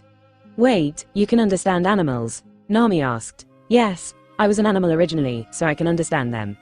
"Wow, that's so amazing, Chopper," Vivi praised. He don't think that makes me happy, you stupid jerks." "So you're a doctor, a transforming reindeer, and an animal translator," Nami said appreciatively. "That's incredible." "Don't forget emergency food supply," Luffy added. "Ah yes, of course," Sanji nodded sagely, causing Chopper to fidget nervously. "Don't scare the poor guy," Nami bashed their skulls together. "You're called Chopper," Karu said after introducing himself. "That's a scary name for a healer. Makes it seem like you'll chop someone up instead of healing them." "PFFD," Luffy choked on nothing and collapsed to the deck in a laughing fit while Chopper gasped. "Hey, take that back." Chopper angrily transformed into his heavy point, scaring the shit out of Karu, who ran away and hid. "That's the name a great doctor gave me. Don't make fun of it." "He isn't wrong," Luffy managed to say in between wheezes. "How did I never think of that? The Chopper. It does sound like a Dr. Serial Killer's name. Ha ha ha ha." "Hey," Chopper jumped on him and started punching him while Luffy continued laughing, but paused only a second later. "Wait, you understood Karu too?" "Is that what happened?" Usopp said, him and the rest having no idea what had transpired. "Ah yeah," Luffy wiped away tears as he sat up and Chopper reverted to his brain point. "I can kinda understand some animals too. Not all of them like you, but some intelligent ones at least." "Really?" How? I was raised by ducks when I was young and thought I was a duck too.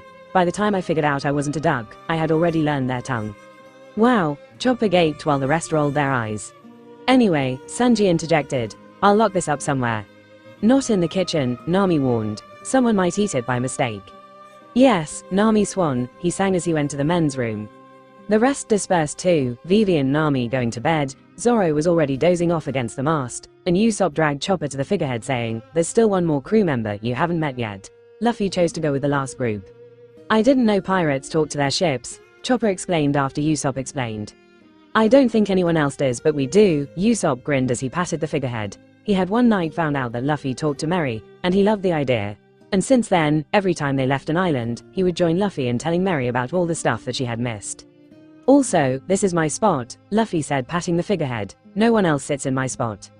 You're the only one who would think a place where you can easily slip and fall into the sea is a spot to fight over, Usopp rebuked. Especially since you're a devil fruit user.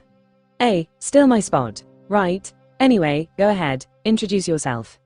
Hello, Merry, Chopper bowed to the figurehead and Usopp began telling Merry about their adventure on Drum, an embellished version, of course.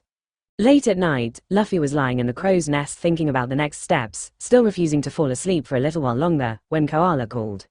Hey, Cuddly. Hey, just checking up on you. You good now? Gave quite a scare back there. Yeah, Elle just overdid it a bit, that's all. Overdid it. I heard you were poisoned though.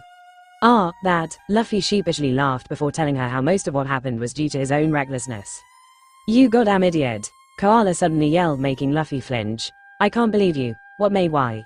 I already know. I was stupid. You're goddamn right you're stupid. What is wrong with you? God, you're just like Sabo, reckless and stupid and... Luffy waited for her to finish venting before explaining himself. Well, I guess I have been a little frustrated. About what? I'm not progressing fast enough in Haki. I'm only now able to do hardening properly. With all the pointers the Kuja gave me, I should have been much faster, he added in his mind. Oh, well, you truly grow stronger in Haki in the middle of stressful battles. Oh, I get it now. You pushing yourself while being sick gave the effect of you being in a stressful battle. Pretty much. I realized when I was fighting the giants that my Haki hadn't gotten that much stronger for a while now. Like I was in a bottleneck. So this turned out to be a great opportunity to train. And it worked. Did you just say you fought giants? Yeah. A couple of Elbaf warriors on Little Garden are locked in a never-ending duel with each other for the past 100 years. Wow, and you didn't get a good fight from them? Luffy crossed his arms thoughtfully. How do I say this? I guess the best way to describe it is to say they were rusty. Rusty? Yeah, you know how it's always better that you fight different types of opponents to grow. Yes, fighting the same kind of opponent for a long time stagnates your growth. Exactly. Forget fighting the same kind, those two have been fighting the same opponent for the last 100 years. They had fallen into routines and patterns which were tailored mostly for each other, so they had trouble suddenly facing another strong opponent like me. They were way too easy to read and I'm very fast, so I didn't let them hit me all that much. Plus, they were already heavily injured and their weapons also broke, so even though I enjoyed the fight, it wasn't enough for me to go all out and push myself. Okay, after that fight, I took an objective look at my growth and I felt like I was stagnating too because I haven't faced a challenge in a while. So, I pushed myself when I saw the chance. Koala sighed, still thinking it was too reckless to fight a disease in Mother Nature, but understood where he was coming from. Okay, I get it, so what's next for the future Pirate King? Gotta stop the civil war in Alabasta, Luffy said staring off into the distance.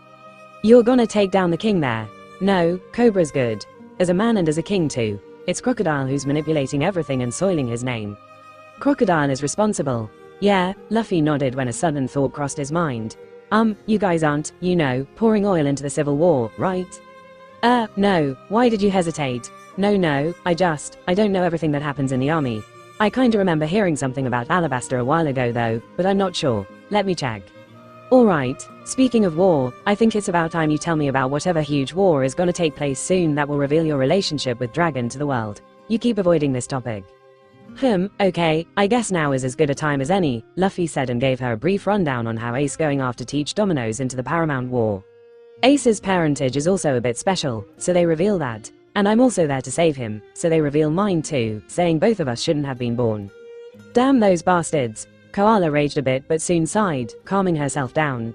Okay, so the main trigger for the war is Ace going after Teach, right? Isn't it simple then? Just tell Ace about all this and he'll stop. Do you need help getting in touch with him? No, I'll meet him soon, so that's not the issue. You don't know Ace. There's no way he'll stop going after Teach. Come on, if he learns that it'll start a war where many of his crewmates might die and even you participate, won't he stop? And let Teach get away with killing his crewmate? Luffy shook his head. The Whitebeard crew is like a family. They call their captain as Pops and consider each other as sworn brothers. Ace liked Teach enough that he took him under his division, and him turning out to be a lying snake who killed a brother just for a devil fruit. That all the times that they spent together was nothing but a facade. The bastard pretty much pushes all of his trigger buttons. The thought of doing nothing while Teach is out there bolstering his forces wouldn't sit well with him. Yeah, I completely get it, sure, but still, if someone tells me that my revenge path leads to my precious friends and family getting embroiled in a brutal war, I would definitely reconsider. Maybe wait for the right moment instead of chasing after him. Luffy thought about it. Really thought about it. Ace, the big brother that he knew who had a fiery temper, definitely wouldn't. But Ace never really showed any weaknesses in front of him, always presenting himself as the reliable big brother who never wavered. But the Ace in the story in Marineford who's watching his friends and crew sacrifice themselves for him, the Ace that's struggling with his own self-worth, the part of himself that he never showed to his little brother.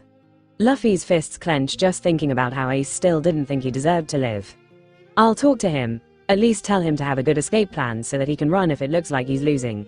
Luffy laughed. That's the one thing he'll never do. Ace doesn't run. Honestly, if I tell him he loses a fight, he'll first beat me up for looking down on him, and then he'll be even more motivated to hunt down and defeat Teach just so he can prove that future wrong. Number offense, but your brother sounds like a real pain in the ass. Yeah well, Luffy chuckled, everybody's got issues. Anyway, enough about that. I'll see how it goes when I meet him. Alright, you got any updates on the Zoan Devil fruit I asked for? Yes actually, we have options too. We got the dog fruit models, Greyhound and Basenji. Which one do you want? To say that Luffy was underwhelmed was an understatement. You got anything better? Oh, do you have a specific fruit in mind? Not really. I guess I was just looking forward to some amazing mythical Zoan fruit. Why didn't you just say so sooner? They were having a 2-for-1 sale on mythical Zoans at the grocery store last night, and I just walked right past it. Okay, I get it. Idiot, Koala giggled. So which one?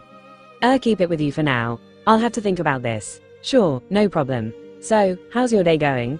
Oh, you wanna know about me? Sure. Luffy was expecting to hear about how a person's life in the Revolutionary Army sounds like, but Koala began talking about her struggles with teaching her students. He tried to be attentive, but when she started talking about how one student was more focused on finding a boyfriend rather than training in fisherman karate, he dozed off.